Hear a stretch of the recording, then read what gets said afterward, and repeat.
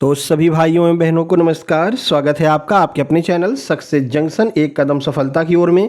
मेरा नाम है अतुल शुक्ला और हम लेकर के आ गए हैं आपके लिए MPSB all exam chapter wise PYQ series. अभी आप लोग देख रहे थे कि हमने हिंदी की पीवाईक्यू सीरीज चालू की थी चैप्टर वाइज, तो लोगों के बहुत कमेंट आ रहे थे जैसे आप हिंदी की पीवाईक्यू करवा रहे हैं सर उसी तरह से चैप्टर वाइज आप इंग्लिश की भी पीवाईक्यू करवा दीजिए। तो आज हम इंग्लिश की पीवाईक्यू लेकर के आ गए हैं जिसमें हम शुरू के दो टॉपिक जो मेन टॉपिक से स्टार्टिंग होती है, पहला है आपका टेंस और दूसरा एक्टिव पैसिव। दोनों को एक साथ में क्यों ले रहे हैं, क्योंकि पूरा का पूरा जो एक्टिव पैसिव है ना वो टेंस पर ही डिपेंड करता है। तो टेंस और एक्टिव पैसिव को हम एक साथ में ले लेंगे और इस टॉपिक से जितने भी प्रश्न एमपीएसबी के विभिन्न परीक्षाओं में 2025 और 26 में जब से एप्टेक ने संभाला है 2025-26 में एप्टेक ने जो भी प्रश्न पूछे हैं उनको आज हम यहां पर कवर करने वाले हैं। वीडियो को लाइक करके चैनल को सब्सक्राइब कर देना क्योंकि मेहनत बहुत लगती है मेरे भाई।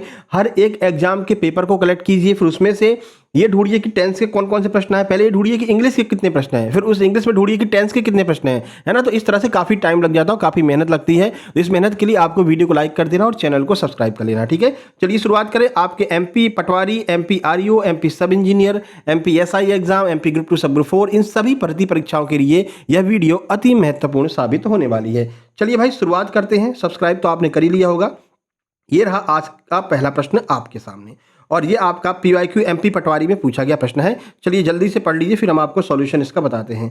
प्रश्न क्या कह रहा है, कह रहा है bye the time the doctor arrived the patient dash, यानी कि जब तक डॉक्टर आए तब तक पेशेंट डैश हो चुका था। अब बताओ इसमें क्या लगाएंगे, डाइड लगाएंगे, डाइज लगाएंगे, हैड डाइड लगाएंगे या फिर हैज डाइड लगाएंगे, क्या लगाएंगे मेरे भाई जल्दी से आप लोग बता दीजिए। आप उम्मीद करते हैं आपने आंसर लगा लिया होगा। चलिए आंसर देखें फिर आपको सॉल्यूशन बताते हैं। प्रश्न का सही आंसर ऑप्शन नंबर सी हो जाएगा। यहाँ पर हैड डाइड आएगा। सर हैड डाइड क्यों आएगा, तो देखिए जब भी दो काम हो रहे हो और उसमें जो काम पहले होता है ना भाई, डॉक्टर के आने से पहले ही मरीज मर गया था तो जो काम पहले होता है उसके साथ में हम हैड का प्रयोग करते हैं, इसलिए यहां पर आपका हैड डाइड बिल्कुल सही आंसर हो जाएगा। देखिए पूरा सॉल्यूशन आप यहां पर देखिए तो आपको समझ में आएगा। जब भूतकाल यानी पास्ट में दो घटनाएं हो रही हो, ठीक है, तो जो कार्य पहले समाप्त होता है उसमें पास्ट परफेक्ट यानी कि हैड प्लस वर्ब की थर्ड फॉर्म का प्रयोग करते हैं और जो कार्य बाद में होता है उसमें पास्ट इंडेफिनिट यानी कि वर्ब की सेकंड फॉर्म का प्रयोग करते हैं। जैसे ये पेशेंट तो पहले ही मर चुका था मेरे भाई, तो ये काम पहले हो चुका है, इसलिए यहां पर हमने क्या किया, हैड प्लस वर्ब की थर्ड फॉर्म लगा दी यानी कि हैड और डाइड लगा दिया। अब डॉक्टर साहब तो बाद में आए ना मेरे भाई, पेशेंट के मरने के बाद में डॉक्टर साहब आए ना, इसलिए इसको हमने क्या किया, पास्ट इंडेफिनिट में लगा दिया यानी कि the doctor arrived. Past indefinite की जो वो होता है सूत्र क्या होता है, वर्ब की सेकंड फॉर्म का प्रयोग किया जाता है। तो द डॉक्टर अराइव्ड हमने ये पास्ट इंडेफिनिट में लिख दिया और जो काम पहले हुआ उसे हमने क्या कर दिया, पास्ट परफेक्ट में लिख दिया। समझ में आ गया, आगे बढ़े। चलिए सारे नियम आपके यहाँ पर क्लियर हो जाएंगे, है ना। जितने भी नियम आपके एग्जाम में बार बार पूछे जाते हैं एप्टेक के द्वारा वो आपके यहाँ पर क्लियर हो जाएंगे। चलिए अगला प्रश्न देखिए, एमपीएसआई का प्रश्न है, कह रहे I dash in this school since 2015, यानी कि मैं इस स्कूल में 2015 से क्या कर रहा हूं मेरे भाई, एम टीचिंग लगाएंगे, हैव बीन टीचिंग लगाएंगे, वाज टीचिंग लगाएंगे या फिर हैड टॉट लगाएंगे, क्या लगाएंगे बताइए। तो प्रश्न का सही आंसर आपका हो जाएगा ऑप्शन नंबर बी, इसमें हम हैव बीन टीचिंग लगाएंगे। सर हैव बीन टीचिंग क्यों लगाएंगे भाई, यहाँ पर टाइम दे रखा ना सिंस 2015, यानी कि मैं सिंस 2015 से मैं इसमें पढ़ा रहा हूँ। तो जब भी आपको टाइम दिया गया हो, सिंस फॉर से उसको जोड़ा गया हो, तो आपको हमेशा हैज बीन और हैव बीन का प्रयोग यहाँ पर करना होता है। क्यों करना होता है, आइए सॉल्यूशन दिखा देते हैं। तो जब कोई कार्य भूतकाल में शुरू होकर के वर्तमान में भी जारी है, यानी कि पहले जब से मतलब 2015 से ही पढ़ा रहा है तो ये काम भूतकाल में ही चालू हो गया था, है ना, और अभी भी ये पढ़ा रहा है यानी कि अभी भी ये काम चल रहा है। तो ऐसे में समय सिंस और फॉर दिया गया हो तो प्रेजेंट परफेक्ट कंटिन्यूअस टेंस का प्रयोग किया जाता है जिसकी सहायक क्रिया हैज बीन और हैव बीन होती है। वर्ब की फोर्थ फॉर्म या फिर वर्ब में आईएनजी का प्रयोग हम करते हैं, ठीक है। तो ये नियम भी आपको ध्यान रखने, इस नियम से भी काफी प्रश्न ईएसबी एप्टेक पूछता है। आगे बढ़ें। आगे बढ़ने से पहले आप लोग बता दें, जैसा कि आप लोग जानते हैं आपके सामने 5-6 एग्जाम बहुत अच्छे आ रहे हैं। उसमें सबसे प्रमुख एग्जाम है एमपी ग्रुप 2 सब ग्रुप 4 या फिर एमपी पटवारी भर्ती का। इसमें काफ़ी सारे फॉर्म भरे जा चुके हैं। तो अगर आप किसी वीडियो कोर्स के थ्रू अपना सिलेबस कंप्लीट करना चाहते हैं तो मेरे भाई वो पॉसिबल नहीं है क्योंकि टाइम बहुत कम है। 22 तारीख को आपका एग्जाम है, 22 सितंबर को, है ना। तो ऐसे में आपको क्या करना है, आपको सक्सेस जंक्शन के सुपर सिलेक्शन नोट्स ले लेने हैं। ये super selection PDF Telegram batch है, इसमें आपको सभी सब्जेक्ट के कंप्लीट नोट्स मिलने वाले हैं। साथ ही साथ में आपकी प्रैक्टिस भी हम करवाएंगे, क्विज भी करवाएंगे। एग्जाम के 15 दिन पहले हम क्विज चालू कर देते हैं, ठीक है, प्रैक्टिस सेट भी चालू कर देते हैं। वो सारी सुविधाएं आपको यहाँ पर मिलने वाली हैं। तो चलिए बता देते हैं क्या क्या आपको मिलेगा। तो विज्ञान, हिंदी, अंग्रेजी, गणित, रीजनिंग, कंप्यूटर ज्ञान, मैनेजमेंट, इन सबके complete super selection theory notes पहली बात आपको मिल जाएंगे, ठीक है।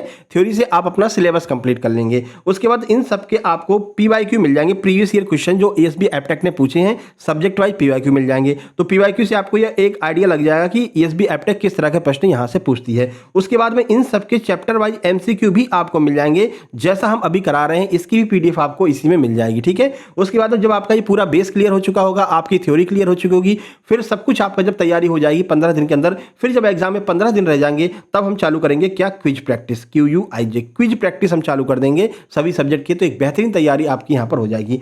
अभी तक 800 प्लस मेंबर हमारे साथ में जुड़ चुके हैं, यानी कि वो 800 लोग ऐसे हैं जो लोग अभी अपना पूरा सिलेबस कंप्लीट करके और प्रैक्टिस लगा रहे हैं हमारे साथ में, ठीक है। और आप लोग अभी भी फॉर्म ही भर रहे हो। अब समझ लो वो जो 800 लोग हैं, 811 लोग हैं, वो 811 लोग कितने आगे निकल चुके हैं, यानी कि सिलेक्शन की ओर तेजी से बढ़ चुके हैं, ठीक है मेरे भाई। तो आप भी देर मत कीजिए, कैसे प्राप्त करेंगे वो सारी प्रक्रिया आपको बता देते हैं।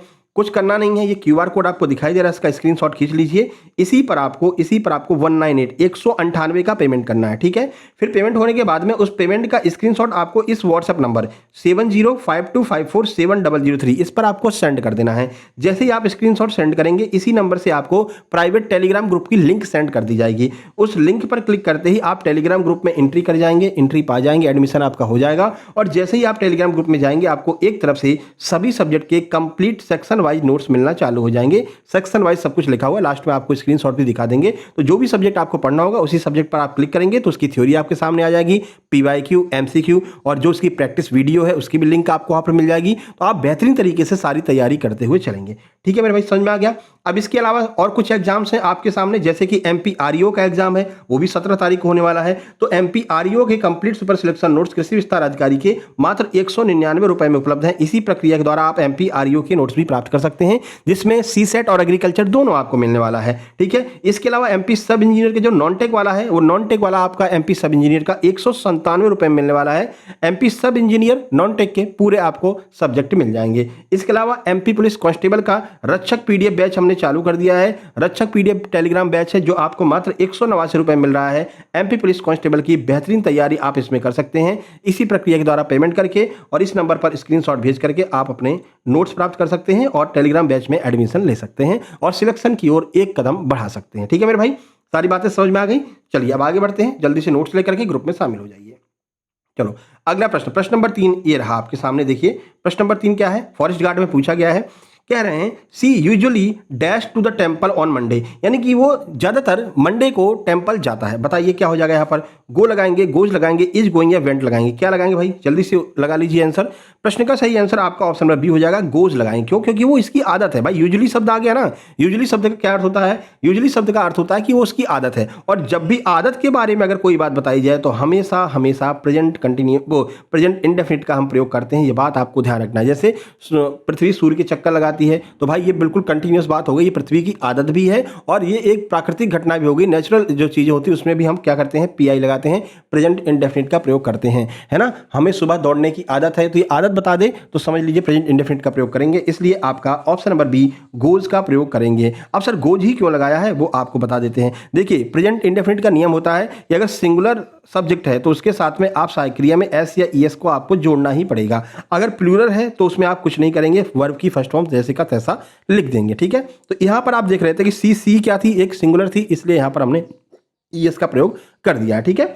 बाकी आपने अगर नोट्स पढ़े होंगे, हमने टेंस के पूरे नोट्स दिए हैं, वहां पर आपके सारे सॉल्यूशन, सारे नियम क्लियर हो गए होंगे। देखिए यूजुअली, जनरली, एवरीडे जैसे शब्दों के साथ आदत या दिनचर्या बताने के लिए प्रेजेंट इंडेफिनिट वर्ब की फर्स्ट फॉर्म प्लस एस और ईएस का प्रयोग किया जाता है। क्योंकि सब्जेक्ट सी एक वचन है इसलिए हमें एस या ईएस का प्रयोग करना पड़ेगा, ठीक है। तो सारे ऐसे प्रश्न हैं जो एप्टेक ने बार बार पूछे हैं, वो सारे प्रश्न आपके सामने लगातार आ रहे हैं। चलिए प्रश्न नंबर 4, प्रश्न नंबर 4 क्या है, ग्रुप 2 सब ग्रुप 4 यानी MP पटवारी का ये, ठीक है। देखो if it rains the match dash, यानी कि अगर बारिश चलती रहती है तो मैच क्या हो जाएगा, डैश हो जाएगा। क्या हो जाएगा भैया बताइए, will be cancelled, would be cancelled, is cancelled या हैज कैंसिल्ड, क्या हो जाएगा मैच मेरे भाई। चलिए आंसर देखें, प्रश्न का सही आंसर ऑप्शन नंबर ए हो जाएगा, the match will be cancelled, यानी कि मैच कैंसिल हो जाएगा। क्यों हो जाएगा, देखो यह एक फर्स्ट कंडीशनल वाक्य है। यदि इफ वाला क्लोज प्रेजेंट इंडेफिनिट में है तो साफ साफ दिख रहा है इफ वाला क्लोज क्या है, प्रेजेंट इंडेफिनिट में है, ठीक है। तो जो मुख्य क्लॉज होता है वो फ्यूचर इंडेफिनिट में बनता है और फ्यूचर इंडेफिनिट में क्या होता है, विल सेल के साथ में वर्ब की फर्स्ट फॉर्म लगा देते हैं, ठीक है ना।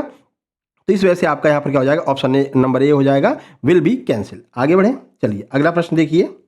देखिए अगला प्रश्न, यहाँ पर मुझे लगता है एक गलती इन्होंने कर दी, यहाँ पर कैंसिल नहीं कैंसिल होना चाहिए था, ठीक है ना। चलो उसको हम करेक्ट करके आपको देंगे। फ्यूचर इंडेफिनिट में विल सेल के साथ में वर्ब की फर्स्ट फॉर्म लगती है, ठीक है। चले आगे बढ़े। अगला देखिए क्वेश्चन नंबर 5। क्वेश्चन नंबर 5 क्या कह रहा है? ये एमपी जेल पेरी का प्रश्न है। कह रहे हैं look the boy dash across the street. देखो वो बच्चा क्या कर रहा है? स्ट्रीट यानी कि सड़क को पार कर रहा है। अब साफ साफ दिख रहा है कि यहाँ पर पार कर रहा है आ रहा है ना, रहा है करते हैं कि यहाँ पर कंटिन्यूस की बात हो रही है, भाई अभी तो पास कर रहा है। तो बताइए क्या लगाएंगे यहाँ पर? रन लगाएंगे, रन्स लगाएंगे, इज रनिंग लगाएंगे या रैन लगाएंगे? बताएंगे क्या करेंगे? दौड़ करके वो बच्चा सड़क को पार कर रहा है। तो प्रश्न का सही आंसर आपका ऑप्शन नंबर सी हो जाएगा, इज रनिंग लगाएंगे मेरे भाई। क्यों लगाएंगे? देखिए तो लुक, लिसन, नाउ आदि शब्दों से पता चलता है कि जो कार्य है ना वो बोलते समय चल ही रहा है। यानी कि देखो देखो देखो बच्चा वो रोड क्रॉस कर रहा है ना, वो बच्चा रोड क्रॉस कर रहा है, दौड़ करके रोड क्रॉस कर रहा है, यानी कि काम अभी भी चल रहा है। और जब भी काम चल रहा होता है तो हम प्रेजेंट कंटिन्यूअस टेंस का प्रयोग करते हैं और इज एम आर का प्रयोग करते हैं, साथ में वर्ब की फोर्थ फॉर्म यानी कि वर्ब में आईएनजी का प्रयोग हम यहाँ पर करते हैं मेरे भाई। ठीक है, चलें प्रश्न नंबर 6 पर चलते हैं। थोड़ा स्पीड लेकर के चलेंगे क्योंकि 100 प्रश्न हमको करने हैं मेरे भाई, है ना, तो थोड़ा स्पीड के साथ में अपन चलेंगे। चलिए देखिए, I dash my work before he came. मैं अपना काम पूरा कर चुका था उसके आने से पहले। ठीक है, अब बताइए यहाँ पर क्या लगाएंगे? फिनिश्ड लगाएंगे, हैव फिनिश्ड लगाएंगे, हैड फिनिश्ड लगाएंगे या फिर वाज फिनिश्ड लगाएंगे? बताइए क्या करेंगे? प्रश्न का सही आंसर आपका ऑप्शन नंबर सी हो जाएगा। यहाँ पर हैड फिनिश्ड का प्रयोग करेंगे। क्यों करेंगे? तो नियम जानिए। बिफोर से जुड़े दो पास्ट एक्शन, दोनों काम पास्ट में हो रहा है भाई, उसने काम भी कर लिया था जब वो आया था, यानी दोनों बातें यहाँ पर पास्ट की हो रही हैं। तो जो काम पहले हो चुका होता है उसे पास्ट परफेक्ट में रखते हैं, यानी कि हैड प्लस वर्ब की थर्ड फॉर्म का प्रयोग करते हैं। यही जो आपका नियम है ना, ये मान के चलिए कि 50% ये नियम पूछा जाता है। अगर ईएसबी एप्टेक 100 प्रश्न उसके पूछ रही है मान लीजिए टेंस के, तो ये मान लीजिए 50 आधा % जो है वो ये नियम फॉलो करता है, यानी हेड प्लस वर्ब की थर्ड फॉर्म वाला। पहला प्रश्न भी था हेड प्लस वर्ब की थर्ड फॉर्म, ये भी आपका हेड प्लस वर्ब की थर्ड फॉर्म, और आगे भी आपको बहुत सारे प्रश्न ऐसे मिलेंगे। ठीक है, ये भी आपका ग्रुप 2 सब ग्रुप 4 में पूछा गया है। तो जब दो काम पास्ट में हो रहे हों तो जो काम पहले होता है उसमें हम जो है पास्ट परफेक्ट का प्रयोग करते हैं और हेड प्लस वर्ब की थर्ड फॉर्म का प्रयोग करते हैं। चलिए 7 नंबर देखिए, 7 नंबर क्या है? Water dash at 100 degree Celsius, यानी कि जो पानी है ना वो 100 डिग्री सेल्सियस पर क्या होता है? उबलने लगता है। बताइए बॉइल्ड लगाएंगे, इज बॉइलिंग लगाएंगे, बॉइल्स लगाएंगे या बॉयल लगाएंगे? तो देखो ये तो भाई एक नेचुरल फैक्ट है कि 100 डिग्री सेंटीग्रेड पर पानी उबलने लगेगा। ठीक है, तो ये कभी नहीं रुकेगा, है ना, यानी कि ये एक नेचुरल फैक्ट है, इसमें कोई परिवर्तन नहीं होगा। और हमने आपको बताया था जब भी कभी नेचुरल की बातें की जाए, नेचुरल फैक्ट हो या फिर आदत की बात की जाए तो हम क्या लगाते हैं? पीआई लगाते हैं, प्रेजेंट इंडेफिनिट का प्रयोग लगाते हैं। और वाटर को हम जो है क्या मानते हैं? वाटर को हम सिंगुलर मानते हैं, इसलिए ऑप्शन नंबर सी हमारा सही हो जाएगा। बॉइल्स लगा देंगे, BOILS, एस लगा देंगे। ठीक है ना, तो बरो के साथ में एस या इस लगाते हैं प्रेजेंट इंडेफिनिट में, इसलिए हम यहाँ पर एस लगा देंगे। ठीक है, तो यह एक वैज्ञानिक तथ्य है, यानी कि साइंटिफिक फैक्ट है मेरे भाई। और यूनिवर्सल ट्रूथ हो या वैज्ञानिक तथ्य हो, इनको हमेशा किसमें बताते हैं? प्रेजेंट इंडेफिनिट टेंस में लिखा जाता है। और वाटर एक अनकाउंटेबल नाउन है, इसलिए हम क्या करेंगे? बॉइल्स का प्रयोग यहाँ पर करेंगे। आगे बढ़ें, 8 नंबर पर चलते हैं। देखिए 8 नंबर प्रश्न क्या है? देखिए यह आपका कहाँ पूछा गया है? पीवाईक्यू ग्रुप 4 का है। ठीक है, तो ग्रुप 4 के एग्जाम में पूछा गया है। कह रहे हैं he dash a new car last week, उसने लास्ट वीक यानी कि आखिरी सप्ताह एक नई कार खरीदी है मेरे भाई। अब बताओ यहाँ पर हम क्या लगाएंगे? बाइज लगाएंगे, बॉट लगाएंगे, हैज बॉट लगाएंगे या हैड बॉट लगाएंगे? क्या लगाएंगे मेरे भाई? बताइए आंसर जल्दी से आप लोग कमेंट बॉक्स में कमेंट कर दीजिए। फिलहाल प्रश्न का सही आंसर ऑप्शन नंबर बी आपका हो जाएगा। यहाँ पर बॉट का प्रयोग करेंगे हम। बॉट का प्रयोग क्यों करेंगे वो भी आइए आपको नियम में बता देते हैं। देखो वाक्य में जो लास्ट वीक शब्द है ना, ये भूतकाल के एक निश्चित समय को दर्शा रहा है भाई। फिक्स है कि लास्ट वीक उसने एक कार खरीदी थी। ठीक है, ऐसे वाक्यों में हमेशा पास्ट इंडेफिनिट का प्रयोग करते हैं। और पास्ट इंडेफिनिट का नियम क्या होता है? वर्ब की सेकेंड फॉर्म को हम लगाते हैं। तो जब भी कोई बात पास्ट की बात की जा रही हो और निश्चित समय को दर्शा रहा हो तो पास्ट इंडेफिनिट लगेगा और वर्ब की सेकंड फॉर्म लगेगी, इसलिए हमने क्या लगा दिया? बॉट का प्रयोग हमने यहाँ पर कर दिया।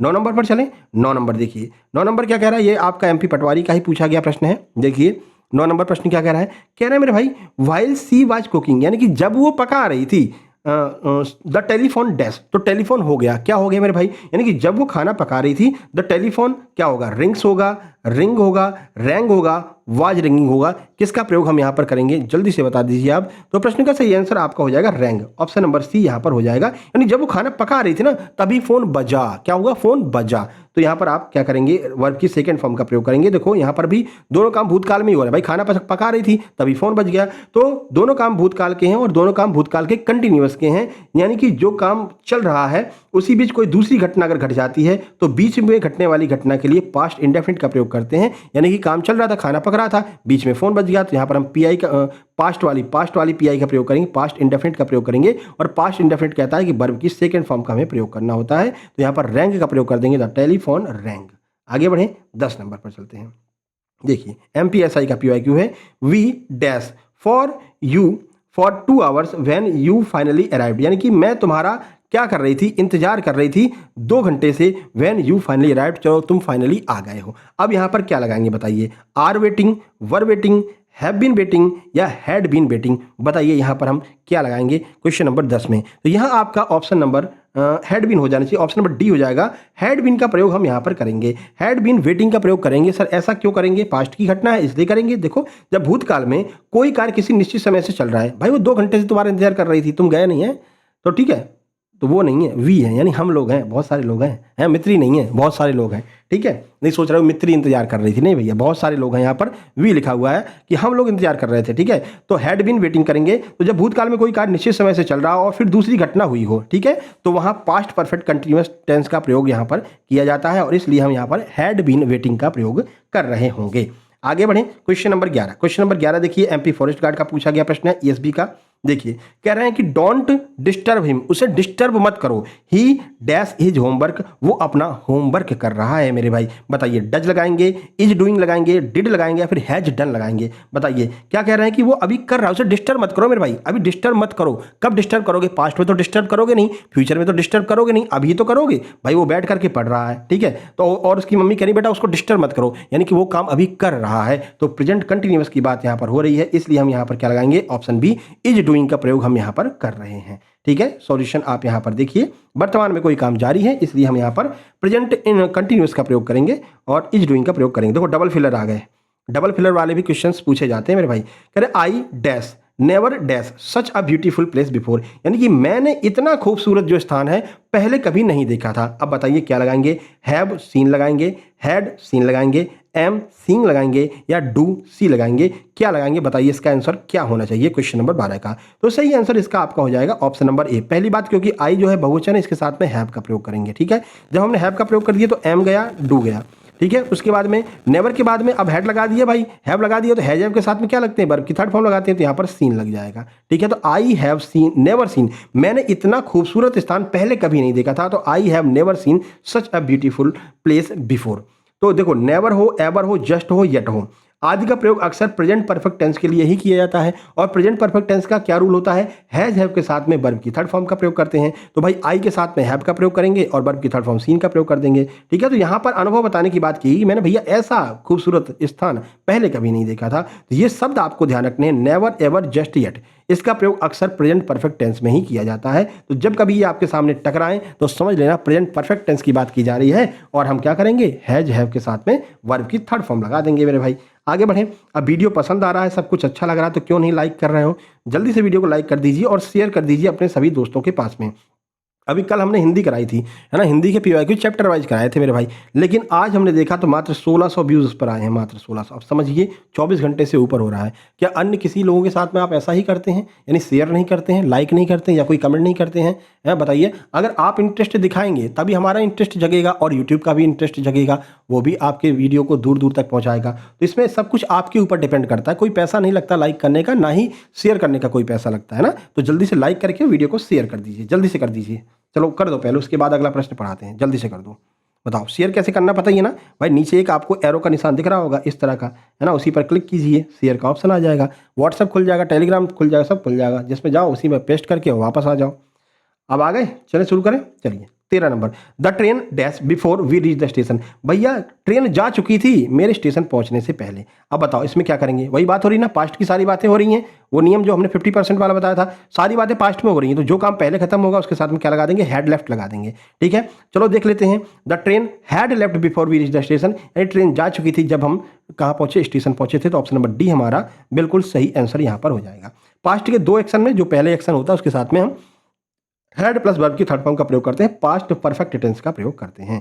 14 नंबर देखिए, 14 नंबर क्या कह रहा है, कह रहे हैं नेक्स्ट ईयर, यानी कि अगली साल, we dash to a new city, यानी कि अगली साल हम एक नई सिटी में शिफ्ट हो जाएंगे। अब बताओ क्या हो जाएगा भाई, क्या शब्द यहाँ पर आ रहा है, शिफ्ट हो जाएंगे, गागी गे आ रहा है, यानी फ्यूचर की बात की जा रही है, फ्यूचर की बात की जा रही है, तो भाई विल शब्द आएगा।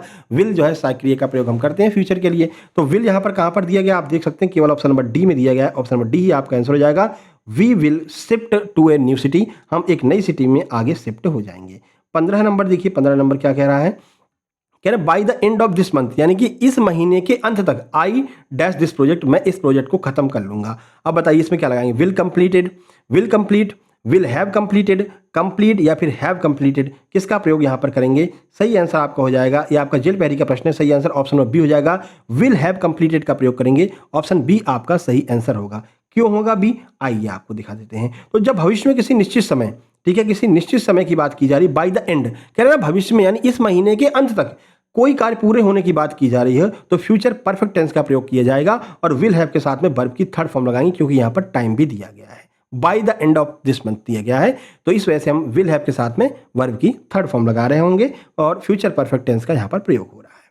आगे बढ़िए, ही वाज टायर्ड, यानी कि वो बहुत ज्यादा थक गया है, बिकॉज क्योंकि ही डैश ऑल डे, उसने पूरे दिन क्या किया भैया, काम किया। इज वर्किंग करेंगे या फिर वाज वर्किंग करेंगे, हैज बीन वर्किंग करेंगे या फिर हैड बीन वर्किंग करेंगे, क्या लगाएंगे बताइए। ये आपका एमपी पटवारी का ही प्रश्न है और जिसकी आप तैयारी कर रहे हैं मेरे भाई, तो इसका आपको तो भाई बताना ही पड़ेगा क्या लगाएंगे। तो भाई जो काम यहाँ पर पास्ट में हो रहा है, भाई थकान उसकी किस वजह से हुई है, तो पास्ट में काम करने की वजह से हुई है, इसलिए आप क्या करेंगे, हैड बीन वर्किंग का प्रयोग यहाँ पर करेंगे, ऑप्शन नंबर डी आपका सही आंसर होगा। देखिए तो पास्ट में थकान का कारण यह था कि उसने पहले से लगातार काम वो कर रहा था, है ना, पहले से लगातार काम कर रहा था, इसलिए पास्ट परफेक्ट कंटिन्यूअस टेंस का सही प्रयोग यहाँ पर हम कर रहे होंगे और हैड बीन वर्किंग यहाँ पर हम लगा देंगे। ठीक है, आगे बढ़ें। 17 नंबर देखिए, 17 नंबर क्या कह रहा है, एमपीएसआई का प्रश्न है, my father dash a newspaper every morning, यानी कि मेरे पिताजी प्रत्येक सुबह एक न्यूज़पेपर पढ़ते हैं। अब ये क्या उनकी आदत है मेरे भाई, और हमने कहा जहां पर भी आदत आ जाए, साइंटिफिक रीजन आ जाए, तो हम क्या करते हैं, पीआई का प्रयोग करते हैं, यानी कि प्रेजेंट इंडेफिनिट का प्रयोग करते हैं। प्रेजेंट इंडेफिनिट क्या कहता है, वर्ब के साथ में एस या ईएस का प्रयोग करेंगे। पिताजी सिंगुलर हैं, रीड्स यहाँ पर आ जाएगा, ऑप्शन नंबर बी हमारा सही आंसर हो जाएगा। ठीक है, चलिए आगे बढ़ें। ये नियम भी बहुत पूछा जाता है ना, ये आदत वाला या फिर साइंटिफिक रीजन वाला, ये बहुत पूछा जाता है। तो कुछ ऐसे प्रश्न हम आपके लिए लेकर के आए हैं जो एकदम आपके एग्जाम में छपे ही मिलेंगे, इसमें कोई डाउट वाली बात नहीं है। चलो 18 कह रहा है, आई डैश हिम यस्टरडे, मैंने उसको कल देखा, बताइए क्या लगाएंगे, मीट लगाएंगे या फिर मैं उससे कल मिला, कह रहा है। ठीक है, मीट लगाएंगे, मेट लगाएंगे, हैव मेट या हैड मेट, किसका प्रयोग करेंगे, ये भी आपका एमपी ग्रुप 2 सब ग्रुप 4 का है, सही आंसर ऑप्शन नंबर बी हो जाएगा, मेट का प्रयोग करेंगे। यहाँ पर पास्ट इंडेफिनिट का प्रयोग हम यहाँ पर कर रहे होंगे, मैं उससे कल मिला, ठीक है, तो कल उससे मिला था, पास्ट की बात हो गई, तो यहाँ पर क्या हो जाएगा, मेट का प्रयोग हम करेंगे, ऑप्शन बी हमारा सही आंसर हो जाएगा। ठीक है, बीता हुआ कल की यहाँ पर बात की जा रही थी। चलो एमपी फॉरेस्ट का अगला प्रश्न देखते हैं, as soon as he dash the news he started crying, यानी कि जैसे ही उसने इस न्यूज को सुना उसने रोना चालू कर दिया। बताइए क्या लगाएंगे, hears, heard, will hear, is hearing, क्या लगाएंगे इसमें, सही आंसर आपका हो जाएगा हियर्ड, यानी कि ऑप्शन नंबर बी हमारा सही हो जाएगा। हियर्ड क्यों लगा रहे हैं, तो एज सून एज से जुड़े दो पास्ट एक्शन जो लगभग एक साथ होते हैं। भाई जैसे ही उसने इस न्यूज को सुना, यानी न्यूज सुना उसके बाद रोने लगी, यानी कि दोनों बात एक साथ में हो रही है ना, तो एज सून एज के साथ में अगर जुड़ रहा है, यानी पास्ट के दो एक्शन लगभग एक साथ हो रहे होते हैं, तो दोनों में पास्ट इंडेफिनिट यानी कि वर्ब की सेकंड फॉर्म का हम प्रयोग करते हैं। ठीक है, तो यहां पर आपका क्या हो जाएगा, option number B heard is बिल्कुल सही आंसर हो जाएगा। चलें आगे बढ़ें, नंबर 20, नंबर 20 देखिए, हाँ ये आपका पूछा गया है ग्रुप 2 सब ग्रुप 4 में, C dash the food by the time the guest arrive, यानी कि वह डैश कर रही थी फूड को बाय द टाइम, उसी समय द गेस्ट अराइव, यानी कि गेस्ट आ गए। अब बताओ क्या लगाएंगे, कुकड लगाएंगे, हैज कुकड लगाएंगे, विल हैव कुक लगाएंगे या फिर हैड कुकड का हम प्रयोग करेंगे, बताइए क्या लगाएंगे। तो ये दोनों काम एक साथ में हो रहे हैं, तो ऑप्शन नंबर सी आपका सही हो जाएगा, विल हैव कुक का प्रयोग यहाँ पर हम करेंगे। क्यों करेंगे, देखिए बाय द टाइम और प्लस प्रेजेंट इंडेफिनिट वाले वाक्यों में मुख्य क्लॉज में फ्यूचर परफेक्ट यानी कि विल हैव प्लस वर्ब की थर्ड फॉर्म का प्रयोग करते हैं। भाई कहीं पर भी आपको बाय द टाइम लिखा मिल जाए और साथ ही साथ में आपको पीआई लगाओ, प्रेजेंट इंडेफिनिट लगाओ, देखो द गेस्ट अराइव, गेट्स क्या थे, जो गेस्ट थे वो क्या थे, प्लूरल हैं, इसलिए हमने अराइव का प्रयोग किया है, यानी कि प्रेजेंट इंडेफिनिट का प्लूरल की यहाँ पर बात की जा रही है। तो ध्यान रखना, जब भी बाय द टाइम के साथ में प्रेजेंट इंडेफिनिट की बात की जाए तो इससे पहले वाला जो होता है वो आपका किस में बनेगा, वो हमेशा फ्यूचर परफेक्ट में बनेगा और इसके साथ में विल हैव के साथ में वर्ब की थर्ड फॉर्म लगा देंगे। ठीक है, आगे बढ़ें, चलिए सारे नियम आपके क्लियर हो जाएंगे जो बार बार ये भी पूछता है। चलो एमपी टेट वर्ग 2 का है, मेंस का। बताइए the sun dash in the east, यानी जो सूरज है ना वो ईस्ट में छुपता है या फिर ढलता है, क्या लगाएंगे भैया, ये भी नेचुरल बात हो गई है ना, ये तो नेचुरल बात हो गई और सर ने बता रखा है जब भी कभी नेचुरल बात आए यानी आपको पीआई का प्रयोग करना है, प्रेजेंट इंडेफिनिट का प्रयोग करना है। तो देखिए कहाँ पर लिखा हुआ है, इज राइजिंग करेंगे, राइजेस करेंगे, रोज करेंगे, हैज रिजन करेंगे, एस या ईएस लगा देंगे मेरे भाई, ऑप्शन बी आपका सही आंसर हो जाएगा, राइजेज यहाँ पर हो जाएगा। तो the sun dash the east, यानी कि सूर्य पूर्व में उदय होता है। ठीक है, तो ये एक सार्वभौमिक सत्य है, यूनिवर्सल ट्रूथ है मेरे भाई, हमेशा प्रेजेंट इंडेफिनिट टेंस में ही इसको लिखा जाएगा। चलो 22 नंबर पर चलते हैं, देखिए 22 नंबर क्या कह रहा है, हाँ, चारों ऑप्शन दिख रहे हैं ना, ठीक है। ये एमपी फॉरेस्ट का प्रश्न है 2026 का। Currently they dash on a new software project, यानी कि अभी, अब करंटली सब लग गया, यानी कि प्रेजेंट की बात की जा रही है। करंटली दे वर्क, अब ये दो हमने आंसर ही बता दिया। अब यहाँ पर क्या लगाएंगे, वर्क लगाएंगे, वर्किंग लगाएंगे, हैव वर्क लगाएंगे, वर्क लगाएंगे, क्या लगाएंगे भैया, तो करंटली यानी कि अभी, they working on a new software project. अब बताइए इसका आंसर हो जाएगा option number B, are working, क्योंकि प्रेजेंट की बात हो रही है। करंटली का अर्थ ये हो गया कि वो काम अभी चल रहा है, यानी प्रेजेंट कंटिन्यूअस में काम चल रहा है। तो कंटिन्यूअस की सहायक क्रिया क्या होती है, इज, एम, आर, और साथ में वर्ब की फोर्थ फॉर्म। तो आर वर्किंग यहाँ पर हम लगा देंगे, ऑप्शन बी हमारा सही आंसर हो जाएगा। सॉल्यूशन भी आप यहाँ पर देख सकते हैं। दो शब्द ध्यान रखना, करंटली और प्रेजेंटली, अगर ये शब्द आ रहे हैं यानी कि प्रेजेंट कंटिन्यूअस की बात यहाँ पर की जा रही है। ठीक है, आगे बढ़ें, चलिए आगे बढ़ते हैं। अगला प्रश्न है, इफ, यदि I dash a bird I would fly in the sky, अगर मैं एक पक्षी होता तो मैं आकाश में उड़ता। ठीक है, ये प्रश्न बहुत बार ऐसे का ऐसा ही पूछा जाता है कि मैं एक पक्षी होता तो आकाश में उड़ता। तो ध्यान रखना, ये इफ क्लॉज वाला है, कंडीशनल सेंटेंस है। इसमें आपको चाहे यहाँ पर आई लगा हो, चाहे ही लगा हो, चाहे इट लगा, कुछ भी लगा हो, आपको यहाँ पर बीच में वर ही भरना रहेगा। ठीक है, if I were a bird I would fly in the sky, अगर मैं एक पक्षी होता तो मैं आकाश में उड़ता। ठीक है, तो ये अनफुलफिल्ड डिजायरमेंट है, यानी कि ऐसी चीज जो कभी पूरी नहीं हो सकती है। और जब भी ऐसी चीज की बात की जाए तो केवल आपको वर ही लगाना पड़ेगा सहायक क्रिया के रूप में, और कोई सहायक क्रिया आप नहीं लगाएंगे। तो ये काल्पनिक यानी कि अनरियल स्थिति है। कोरी कल्पना वाले वाक्यों में इफ क्लोज में सब्जेक्ट चाहे जो भी हो, हमेशा वर का ही प्रयोग किया जाएगा। ये भी बहुत पूछा जाता है, अच्छा प्रश्न है ये। चलो आगे बढ़ें, 24 नंबर देखें। 24 नंबर है एमपीएसआई का, did you dash the match on TV last night, क्या तुमने इस मैच को लास्ट नाइट टीवी पर देखा था। आप बताओ क्या लगाएंगे, वॉच लगाएंगे, वॉचेस लगाएंगे। अब ये आप ऑप्शन पढ़ लिया करो, है, अपन सीधे आंसर पर चलते हैं। सही आंसर ऑप्शन नंबर बी हो जाएगा। हम यहाँ पर वॉच का प्रयोग करेंगे, क्यों करेंगे देखिए। तो पास्ट इंडेफिनिट टेंस के इंट्रोगेटिव वाले वाक्यों में डिड के साथ हमेशा वर्ब की फर्स्ट फॉर्म लगती है। भाई डिड आपको दिख गया, यानी भी आई, डिड प्लस वर्ब की फर्स्ट फॉर्म लगती है साथ में। तो इसमें हम क्या करेंगे, वॉच का प्रयोग करेंगे। ऑप्शन बी हमारा सही आंसर हो जाएगा। चलिए 25 नंबर पर चलते हैं। ये आपका ग्रुप 4 में पूछा गया, I it dash outside you should take an umbrella, यानी कि बाहर बारिश हो रही है, आपको एक अम्ब्रेला लेकर के जाना चाहिए। अब बताइए यहाँ पर क्या भरेंगे, चार ऑप्शन आपके सामने हैं। प्रश्न का सही आंसर ऑप्शन नंबर सी हो जाएगा, इज रेनिंग, यानी कि बाहर बारिश हो रही है। और बारिश को हम क्या मानते हैं, बारिश को हम सिंगुलर मानते हैं, इसलिए यहाँ पर इज रेनिंग का प्रयोग करेंगे। बाहर बारिश हो रही है, यू शुड टेक अम्ब्रेला, तुमको एक अम्ब्रेला लेकर के जाना चाहिए। ठीक है, चलो 26 नंबर पर चलते हैं। 26 एमपी जेल पेरी का प्रश्न है 2026 का। क्या कह रहे हैं, we dash each other for 5 years, हम एक दूसरे को 5 सालों से जानते हैं। क्या लगाएंगे, नो लगाएंगे, आर नोइंग लगाएंगे, हैव नॉन लगाएंगे, या फिर हैव बीन नोइंग लगाएंगे। बताइए क्या लगाएंगे। देखो नो जो वर्ड है ना, इसका कभी, इसके साथ में कभी भी आईएनजी का प्रयोग नहीं किया जाता है। ठीक है, इसलिए हम यहाँ पर हैव नॉन का प्रयोग करेंगे। ऑप्शन सी बिल्कुल सही आंसर हो जाएगा।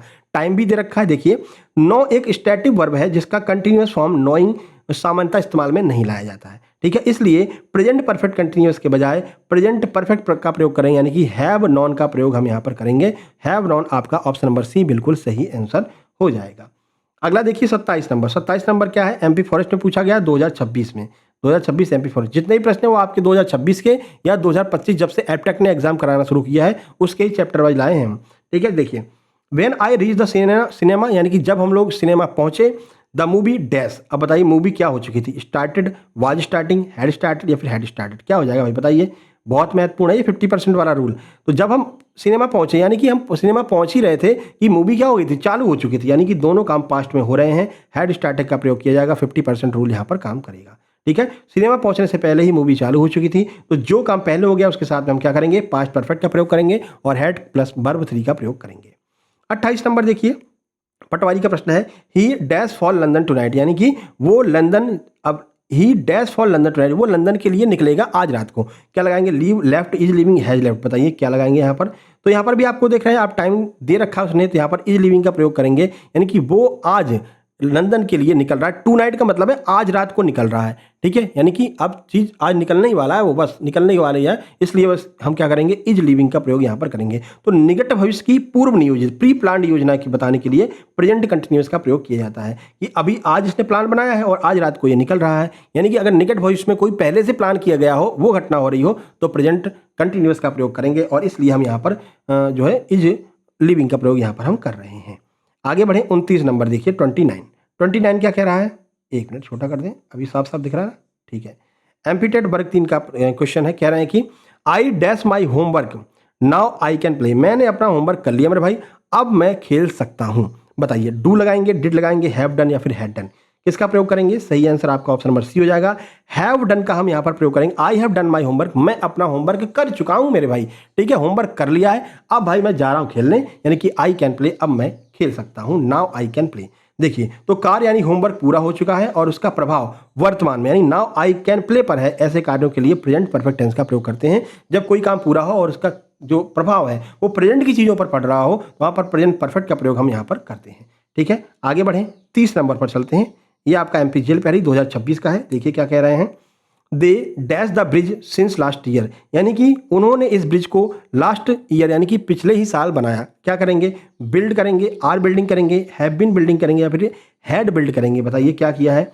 सही आंसर आपका option number C, have been building करेंगे, यानी कि they have been building the bridge since last year, यानी कि वो सिंस लास्ट ईयर से जो है यहाँ पर बिल्डिंग को बना रहे हैं और ये काम अभी भी जारी है। तो सिंस लास्ट ईयर समय अवधि बता रहा है, यानी कार्य अभी भी जारी है, इसलिए प्रेजेंट परफेक्ट कंटिन्यूअस टेंस का प्रयोग करेंगे, यानी कि काम अभी चल रहा है मेरे भाई, पास्ट में चालू हुआ और अभी तक चल रहा है।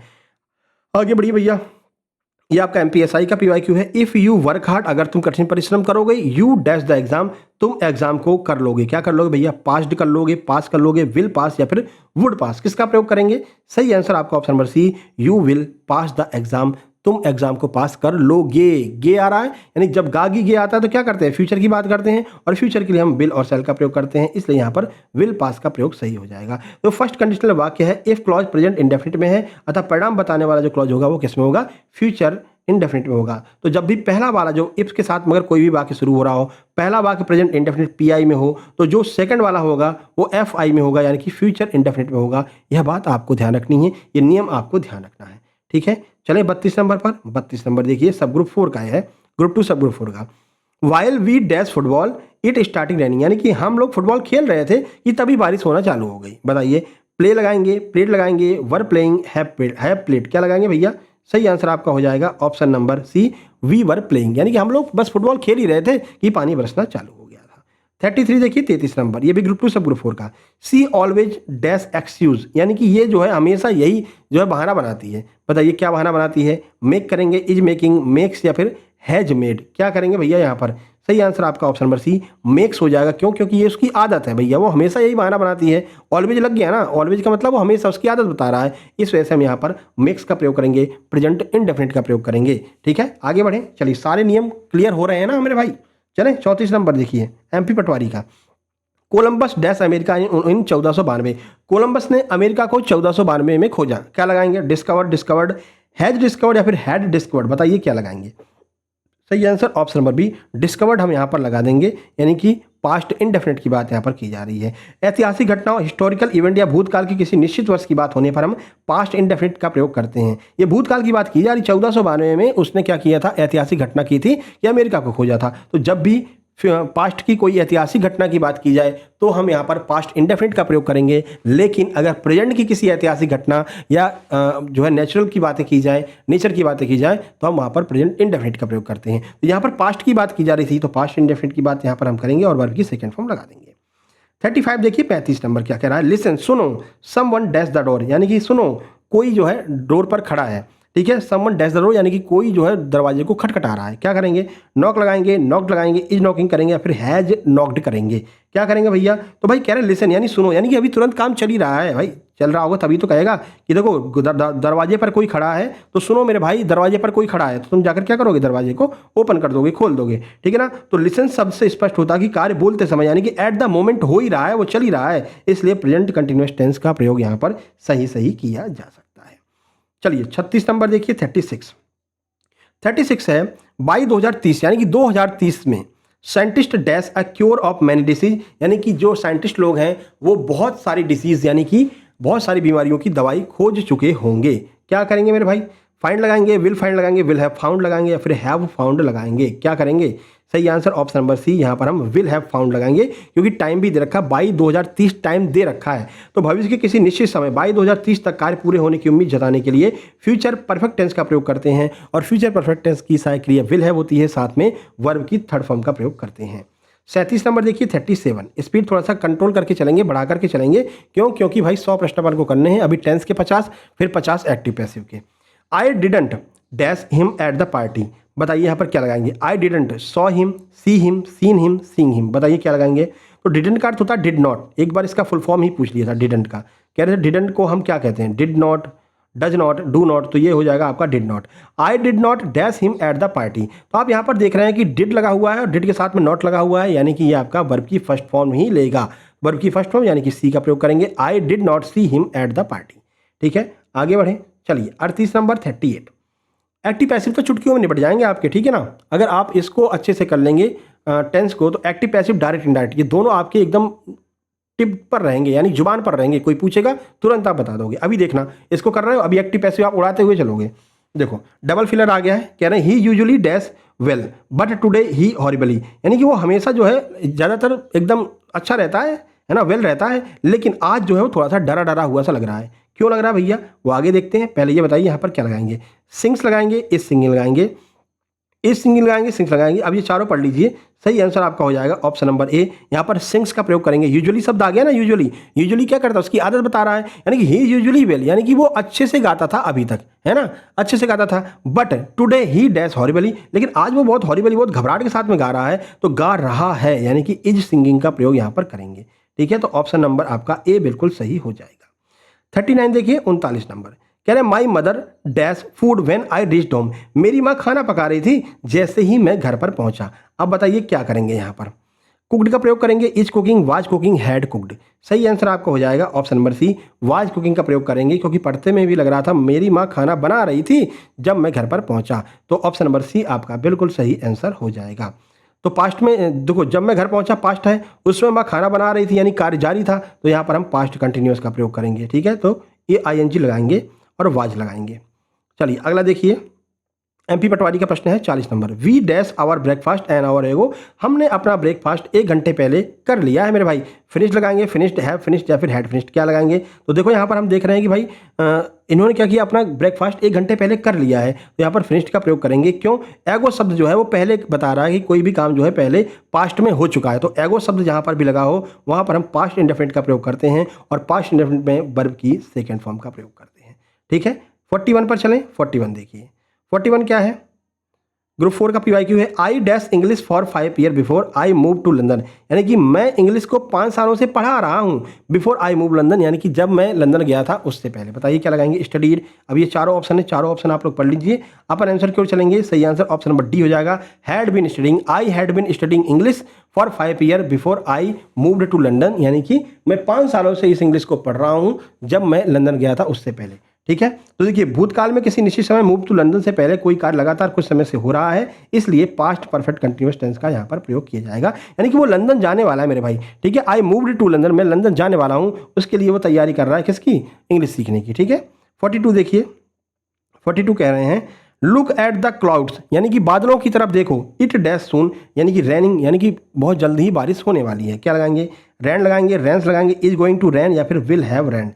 तो अभी कह रहे हैं ना भाई बादलों की तरफ देखो, यानी कि काम अभी चल ही रहा है, तुरंत की बात की जा रही है, इस वजह से इज गोइंग टू रेनिंग का प्रयोग करेंगे, यानी कि बारिश होने वाली है और जो है बादलों की तरफ देखो, है ना। तो लुक जो है वो ये दर्शाता है कि काम अभी शुरू हो रहा है। ठीक है, और जब भी काम शुरू हो रहा होता है तो हम प्रेजेंट कंटिन्यूअस का प्रयोग प्रेजेंट कंटिन्यूअस का प्रयोग यहाँ पर करते हैं। जब वर्तमान की परिस्थिति लुक एट द क्लाउड के आधार पर भविष्य की कोई पक्की भविष्यवाणी की जाती है, तो गोइंग टू के साथ में वर्ब की फर्स्ट फॉर्म और ING का प्रयोग हम यहाँ पर कर देते हैं, मतलब गोइंग टू के साथ में वर्ब की फर्स्ट फॉर्म का यहाँ पर प्रयोग किया जाता है। आगे बढ़िए, 43 देखिए, 43 क्या कह रहा है, कह रहे hard work always dash success, यानी कि कठिन परिश्रम जो है वो हमेशा सक्सेस देता है या फिर लाता है। क्या करेंगे, ब्रिंग्स लगाएंगे, ब्रिंग लगाएंगे, इज ब्रिंगिंग या ब्रॉट लगाएंगे। क्या लगाएंगे भैया, सही आंसर आपका हो जाएगा ब्रिंग्स, क्योंकि ये एक सार्वभौमिक सत्य है कि अगर आप कठिन परिश्रम करोगे तो सक्सेस आपको मिलेगी, इसमें कोई डाउट वाली बात नहीं है। ठीक है, और सही जगह पर आपको मतलब कि मेहनत करना, ऐसा नहीं दिन भर में 12-12, 15-15 वीडियो देख रहे हो, टाइम खराब कर रहे हो और सिलेबस कंप्लीट हो नहीं पा रहा है। ठीक है, यही काम तुम 2 घंटे में भी कर सकते थे, 2 घंटे में सुपर सिलेक्शन नोट्स से थ्योरी पढ़ करके अपना सिलेबस आराम से कंप्लीट कर लेते, और PYQ और MCQ भी चैप्टर वाइज लगा सकते थे, है ना। 2 घंटे में ही आपका पूरा सिलेबस भी हो जाता और बढ़िया से वो वाला टॉपिक एकदम क्लियर हो जाता PYQ MCQ से, है ना। तो सही दिशा में आपको मेहनत करना है मेरे भाई, तो ब्रिंग्स यहाँ पर बिल्कुल सही आंसर हो जाएगा, क्योंकि ये जनरल ट्रूथ है, सामान्य कहावत है कि अगर आप मेहनत करोगे तो कोई भी आपको सक्सेस होने से नहीं रोक सकता।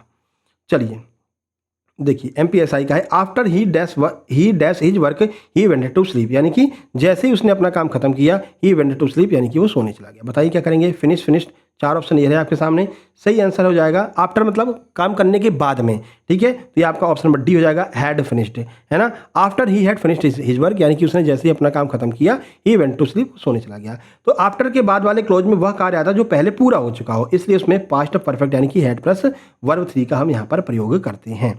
45 देखिए, 45 क्या है? दिस टाइम टुमारो, यानी कि इस समय कल, I dash on the beach, यानी कि कल मैं इस समय एक बीच पर खड़ा रहूंगा। तो आने वाले भविष्य की बात यहाँ पर की जा रही है। Will relax, relax, will be relaxing या फिर विल हैव रिलैक्स, यानी कि कल मैं इस टाइम एक बीच पर आराम से रिलैक्स कर रहा हूँगा। क्या होगा भैया यहाँ पर? सही आंसर विल बी रिलैक्सिंग हो जाएगा, ऑप्शन नंबर यहाँ पर सी हो जाएगा। भविष्य में किसी निश्चित समय, यानी कि दिस टाइम टुमारो हमको ये बता रहा है कि भविष्य में किसी निश्चित समय के बारे में बात की जा रही है। कोई कार्य जारी रहेगा, तो ये बताने के लिए हम फ्यूचर कंटिन्यूअस का प्रयोग करते हैं और विल बी के साथ में वर्ब की फोर्थ फॉर्म का हम प्रयोग करते हैं। तो ये कंडीशन वाले क्वेश्चन है, नॉर्मल वाले नहीं है। नॉर्मल वाले तो भैया नॉर्मल तरीके से आते हैं, और ईएसबी कंडीशनल वाले भी पूछ लेता है, तो कंडीशनल के हिसाब से भी हम आपको करा रहे हैं, ठीक है। 46 देखिए, 46 क्या कह रहा है? देखिए, हाँ अभी दिख रहा है पूरा, ठीक है। The boys dash television since morning, यानी कि ये जो बच्चा है ना वो सुबह से टीवी देख रहा है। बताइए क्या करेंगे? वॉच आर लगाएंगे, हैव बीन वॉचिंग या फिर वॉच्ड, क्या लगाएंगे? सही आंसर आपका यहाँ पर हो जाएगा option number C, have been watching, यानी कि बच्चा अभी भी मूवी देख रहा है, ठीक है। तो देखिए कार्य टीवी देखना सुबह सिंस मॉर्निंग से शुरू होकर के अभी तक जारी है, इसलिए हम प्रेजेंट परफेक्ट कंटिन्यूअस का प्रयोग यहाँ पर हम कर रहे हैं। आगे बढ़िए, 47 देखिए, ग्रुप 2 सब ग्रुप 4 का है। He speak as if he dash everything, वो ऐसे बोलता है जैसे उसके पास में सब कुछ है या फिर वो सारी चीज़ें जानता है, वो ऐसे बोलता है। अब क्या लगाएंगे? ये रहे 4 ऑप्शन आपके सामने। प्रश्न का सही आंसर हो जाएगा ऑप्शन नंबर बी, ही न्यू एवरीथिंग, वो तो ऐसे बोल रहा है जैसे वो सारी चीज़ें जानता हो। तो एज इफ का अर्थ है मानो जैसे। बाद वाले वाक्य में अवास्तविक अनरियल स्थिति को दर्शाने के लिए पास्ट फॉर्म वर्ब की सेकेंड फॉर्म का प्रयोग करते हैं, ठीक है। तो एज इफ के बाद में वर्ब की सेकंड फॉर्म का प्रयोग करते हैं, ये बात आपको ध्यान रखनी है। 48 देखिए, 48 क्या कह रहे हैं? 48 कह रहे हैं by the time you read this letter I dash, यानी कि जब तुम इस लेटर को पढ़ रहे होगे तब तक आई डैश मैं क्या कर चुका हूँगा? Will leave, will have lived, मैं जा चुका हूँगा। और कैसे जा चुका हूँगा? तो आंसर हो जाएगा विल हैव लेफ्ट, यानी कि तब मैं विल हैव लेफ्ट यानी कि यहाँ से जा चुका हूँगा। तो भविष्य में किसी घटना, यू रीडिंग द लेटर ये बता रहा है कि भविष्य की किसी घटना के बारे में ये बोल रहा है, होने से पहले दूसरा कार्य पूरा हो चुका हो, तो इसे हम क्या करते हैं? फ्यूचर परफेक्ट में लिखते हैं, और फ्यूचर परफेक्ट में विल हैव के साथ में वर्ब की थर्ड फॉर्म का हम यहाँ पर प्रयोग करते हैं, ठीक है। एक और डबल फिलर आ गया है, चलिए देख लेते हैं। डबल फिलर कह रहे हैं they dash just dash project, यानी कि दे हैव लिखेंगे या फिर आर लिखेंगे, हैड लिखेंगे, विल लिखेंगे, क्या लिखेंगे भाई? सही आंसर आपको हो जाएगा option number A, they have just completed this project, यानी कि उन्होंने इस काम को जस्ट अभी ही पूरा किया है, ठीक है। तो हैव और हैव के साथ में कंप्लीटेड का प्रयोग करेंगे। सॉल्यूशन आप यहाँ पर देख लीजिएगा। 50 नंबर देखिए, 50 नंबर कह रहे हैं if I had non you were coming, अगर मैं ये जानता कि तुम आने वाले हो, आई डैश ए केक, मैं एक केक बना करके रखता। क्या लगाएं भैया? Will bake, would bake, would be, would have bake या फिर आपका हैड बेक, क्या क्या लगाएंगे? सही आंसर ऑप्शन नंबर सी हो जाएगा। हम यहाँ पर क्या करेंगे? वुड हैव बेक्ड का प्रयोग करेंगे, ऑप्शन सी का प्रयोग करेंगे। या थर्ड कंडीशनल वाक्य है, इफ क्लॉज में पास्ट परफेक्ट हैड प्लस भी 3 दिया हुआ है, इसलिए मुख्य क्लॉज में वुड हैव प्लस भी 3 का प्रयोग करेंगे। ध्यान रखना ये भी एक नियम है।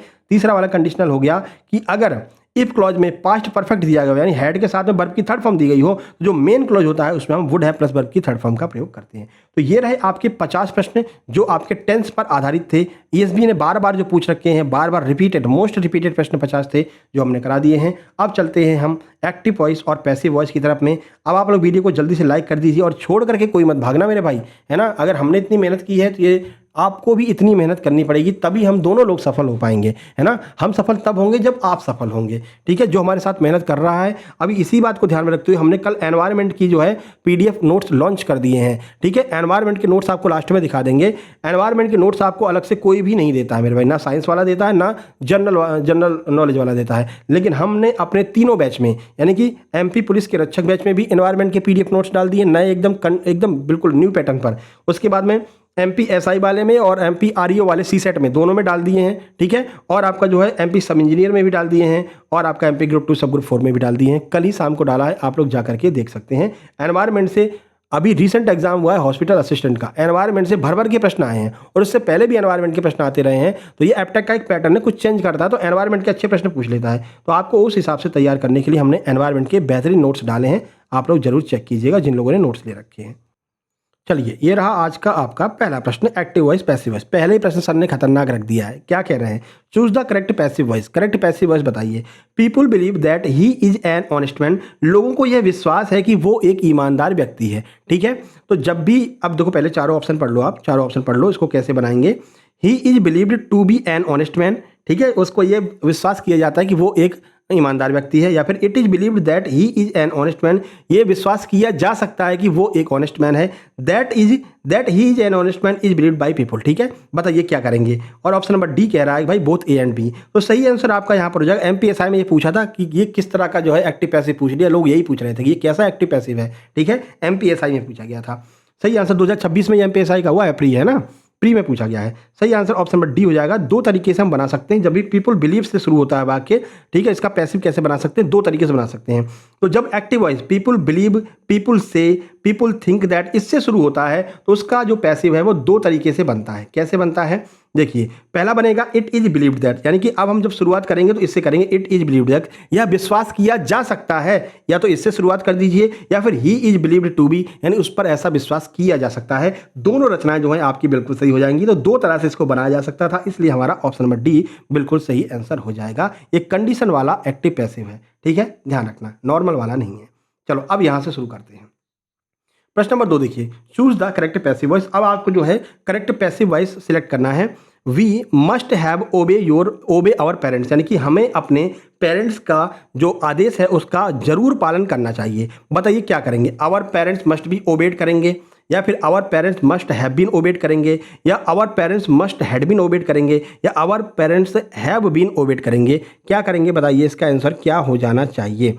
तो देखिए, इस प्रश्न का सही आंसर आपका हो जाएगा option number B, our parents must have been obeyed. ठीक है, ऐसा क्यों हो जाएगा, तो देखो मॉडल के साथ में क्या करते हैं, मॉडल के परफेक्ट फॉर्म मस्ट हैव लगा हुआ है। नॉर्मल मॉडल होता, कैन कुड होता तो हम केवल बी लगा देते और हमारा पैसिव बन जाता, लेकिन यहां पर क्या किया है, परफेक्ट फॉर्म दिया, मस्ट हैव लगा करके दिया है। इसका पैसिव हमेशा modal plus have plus been में बनाया जाता है। ठीक है, तो ध्यान रखना, अगर मस्ट हैव लगा हुआ है तो मॉडल होना चाहिए, उसके साथ में हैव लगा दीजिए, बीन लगा दीजिए, बल्कि थर्ड फॉर्म लगा दीजिए, तो ये आपका पूरा कंप्लीट हो जाएगा। तो our parents must have been obeyed. ठीक है, तो जब हैव लगा है तो साथ में केवल बीन लगा दीजिएगा। नॉर्मल दिया है, कैन कुड दिया है तो केवल बी लगा दीजिएगा। इस तरह से आप बना सकते हैं। ठीक है, चलो आगे बढ़ते हैं। अगला प्रश्न देखिए, his sudden arrival surprise everyone, यानी कि उसका अचानक आना लोगों को सरप्राइज कर दिया। बताइए क्या लगाएंगे। अच्छे वाले कंडीशन वाले पहले ही रख दिए, ठीक है, सिंपल भी है, आगे परेशान नहीं होना कि सर ये कैसे रख दिए। लेकिन देखो भाई, अब एग्जाम में पूछे जाते हैं, हमको आपको हर तरह से तैयार करना है। वो सिंपल करा करके निकल जाना अपनी आदत नहीं है मेरे भाई, ठीक है ना। चलिए क्या लगाएंगे भैया, ही सडन अराइव सरप्राइज एवरीवन, यानी कि उसका अचानक से आना लोगों को काफ़ी सरप्राइज कर दिया। बताइए पैसिव क्या बनेगा। ये चार ऑप्शन आपके सामने हैं, बताइए क्या इसका आंसर होगा। सही आंसर आपका हो जाएगा option number C, everyone was surprise at his sudden arrive, यानी कि उसके आने से सब लोग एकदम से सरप्राइज्ड हो गए थे। तो देखिए इसका नियम क्या कहता है, ये कुछ नए नियम हैं जो पूछे जाते हैं। इसका नियम कहता है सरप्राइज, एस्टोनिश्ड, शॉक जैसी वर्ब के साथ में पैसिव वॉइस में बाई के स्थान पर एड प्रीपोजिशन का प्रयोग करते हैं, क्योंकि वाक्य पास्ट इंडेफिनिट में है, इसलिए वाज सरप्राइज्ड एट का प्रयोग होगा। आप लोग जानते हैं जब भी पास्ट इंडेफिनिट में कोई भी होता है उसका अगर हम पैसिव बनाते हैं तो हम क्या करते हैं, पास्ट कंटिन्यूअस में पैसिव बनाते हैं, यानी कि वर्ब की सेकेंड फॉर्म का जब पैसिव बनाएंगे तो वाज लगा देंगे। ये बात तो बिल्कुल ठीक थी, ये तो हमको भी पता था सर, लेकिन यहाँ पर कहा गया था कि सरप्राइज की बात की जा रही थी, सरप्राइज एवरीवन, इस वजह से हम यहाँ पर बाई का प्रयोग नहीं करेंगे, बाई के स्थान पर एट का प्रयोग करेंगे। इसलिए ऑप्शन नंबर सी हमारा आंसर हो जाएगा, everyone was surprised eight his sudden arrive, यानी कि उसके अचानक आने से सब लोग सरप्राइज्ड हो गए थे। बाई का प्रयोग नहीं करेंगे, एट का प्रयोग करेंगे, ये बात आपको ध्यान रखना है इन शब्दों के साथ में, सरप्राइज्ड, एस्टोनिश्ड और शॉक। ठीक है, ध्यान रखना। ये ऐसे प्रश्न हैं जो बाकी लोग गलत करके आएंगे, तुक्का मार के आएंगे, लेकिन आपको सही करके आना है, क्योंकि यही वो क्वेश्चन है जो आपको लोगों से आगे निकालेंगे भाई। ठीक है, आगे निकलोगे तभी सिलेक्शन होगा, नॉर्मल प्रश्न तो हर कोई कर रहा है ना। चलिए अगला, they are to plant the trees, यानी कि वो क्या कर रहे हैं, एक ट्रीज को, पौधों को लगा रहे हैं। पैसिव बना दीजिए, क्या हो जाएगा बताइए। ये 4 ऑप्शन आपके सामने है, देखो टू लगा हुआ है। अगर नॉर्मली होता तो आप क्या कर देते, केवल बीइंग लगा देते और इसका पैसिव बना सकते थे, लेकिन क्योंकि यहाँ पर टू लगा हुआ है, ठीक है, इन्फिनिटिव का प्रयोग यहाँ पर किया गया, तो इन्फिनिटिव वाले के लिए हम क्या करेंगे, इन्फिनिटिव वाले के लिए हम यहाँ पर ऑप्शन नंबर बी हमारा हो जाएगा, the trees are to be plant. ठीक है, तो ऐसे में हम टू के साथ में बी का प्रयोग करेंगे, चाहे कुछ भी हो, EJMR कुछ भी दिया गया हो और टू साथ में दिया गया है तो आपको आगे बी लगाना पड़ेगा।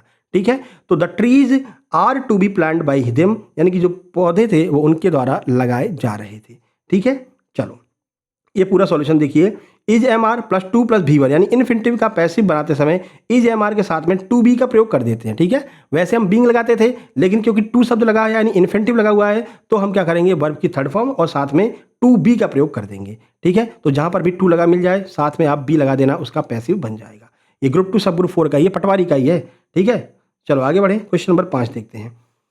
क्वेश्चन नंबर 5 क्या कह रहा है, देखिए आपको एक्टिव में चेंज करना है, पैसिव में दिया है, कह रहे by whom was this beautiful poem written. ये ब्यूटीफुल पोएम जो है वो किसके द्वारा लिखी गई थी, ये पूछा जा रहा है। ये रहे 4 ऑप्शन आपके सामने, बताइए क्या होगा आंसर। चारों ऑप्शन आप लोग पढ़ लीजिए। सही आंसर ऑप्शन नंबर ए हो जाएगा, who wrote this beautiful poem. भाई देखो, अगर कोई भी चीज़ पैसिव में दी गई है, ठीक है, पैसिव में दी गई है और वाज लगा हुआ है, यानी कि अब इसके पीछे चलना है, तो वाज हम कैसे बनाते थे भाई, जो काम पास्ट इंडेफिनिट में होता था उसी को तो हम पास्ट कंटिन्यूस में बनाते थे। अब पास्ट कंटिन्यूस में दिया है तो पास्ट इंडेफिनिट में चले जाते हैं, क्या दिक्कत है भाई, पैसिव में दिया तो एक्टिव बना देते हैं। और एक्टिव कैसे बनाएंगे, केवल वर्ड की सेकंड फॉर्म लगा देंगे, तो रोट यहाँ पर लगा देंगे और यही आपका सही आंसर हो जाएगा। बाकी हैड रिटन कट जाएगा, राइट्स कट जाएगा क्योंकि इंडेफिनिट हो गया, डिड कट जाएगा क्योंकि इसके साथ में जो है आपका मतलब नॉट वगैरह नहीं लगा है, इसलिए आपका ऑप्शन नंबर ए बिल्कुल सही आंसर हो जाएगा। आगे बढ़े, देखिए बाई हुम plus was object plus verb थी, या पास्ट इंडेफिनिट का टेंस है, इंटरोगेटिव पैसिव है, वो है पैसिव है, इसलिए एक्टिव वॉइस के साथ में हु के साथ में वर्ब की सेकंड फॉर्म प्लस ऑब्जेक्ट लगा देंगे। ठीक है, इन नियमों को अच्छे से पढ़ते चलना, शुरू में कठिन मिल गया तो ऐसा मत सोचना कि अब छोड़ करके निकल लें, है ना, नहीं तो फिर समस्या हो जाएगी मेरे भाई, फिर वहाँ पर जब आएगा तो फिर कहोगे ये क्या आ गया सर, है ना। चलो करेक्ट पैसिव बनाइए, अब बताइए क्या हो जाएगा। MPSI का प्रश्न है, स्मोक फिल्ड द रूम, यानी कि जो धुआं था उसने पूरे घर को भर दिया था, अब इसका पैसिव बनाना है, बताइए क्या करेंगे इसके लिए। ये 4 ऑप्शन आपके सामने हैं, चारों ऑप्शन अच्छे से पढ़ लीजिए। ठीक है, सही आंसर आपका हो जाएगा। देखो यहाँ पर क्या है, फील्ड, फील्ड यानी वर्ब की सेकंड फॉर्म का प्रयोग किया जा रहा है, तो पैसिव बनाते समय हम क्या करेंगे, यहाँ पर पास्ट कंटिन्यूअस में चले जाएंगे, यानी वाज का प्रयोग करेंगे, तो वाज जहाँ जहाँ पर लगा वही अपना आंसर हो सकता है। इज लगा ये तो काट ही दो, हेड लगा ये तो काट दो। अब ये 2 बच्चे हमारे पास में, तो the room was field by smoke या फिर the room was filled with smoke, तो यहाँ पर क्या हो जाएगा, धुएं के साथ भरा हुआ करते हैं। अगर धुएं से भरने की बात की जाए तो उसके साथ में फिल्ड विथ का प्रयोग करते हैं, ऑप्शन सी हमारा सही आंसर हो जाएगा। ये बात आप ध्यान रखना। देखो फिल वर्ब के साथ में पैसिव वॉइस में बाई का प्रयोग नहीं किया जाता है, बल्कि विथ का प्रयोग किया जाता है। पास्ट इंडेफिनिट के कारण वाज फिल्ड की जगह पर विथ फिल्ड आएगा, ये बात आपको ध्यान रखनी है। ठीक है मेरे भाई, कंडीशन वाले हैं, फिर से कह रहे हैं पढ़ते हुए चलना, छोड़ना नहीं है आपको, है ना, क्योंकि ये प्रश्न जब एग्जाम में आते हैं तो फिर लोगों का दिमाग घूम जाता है।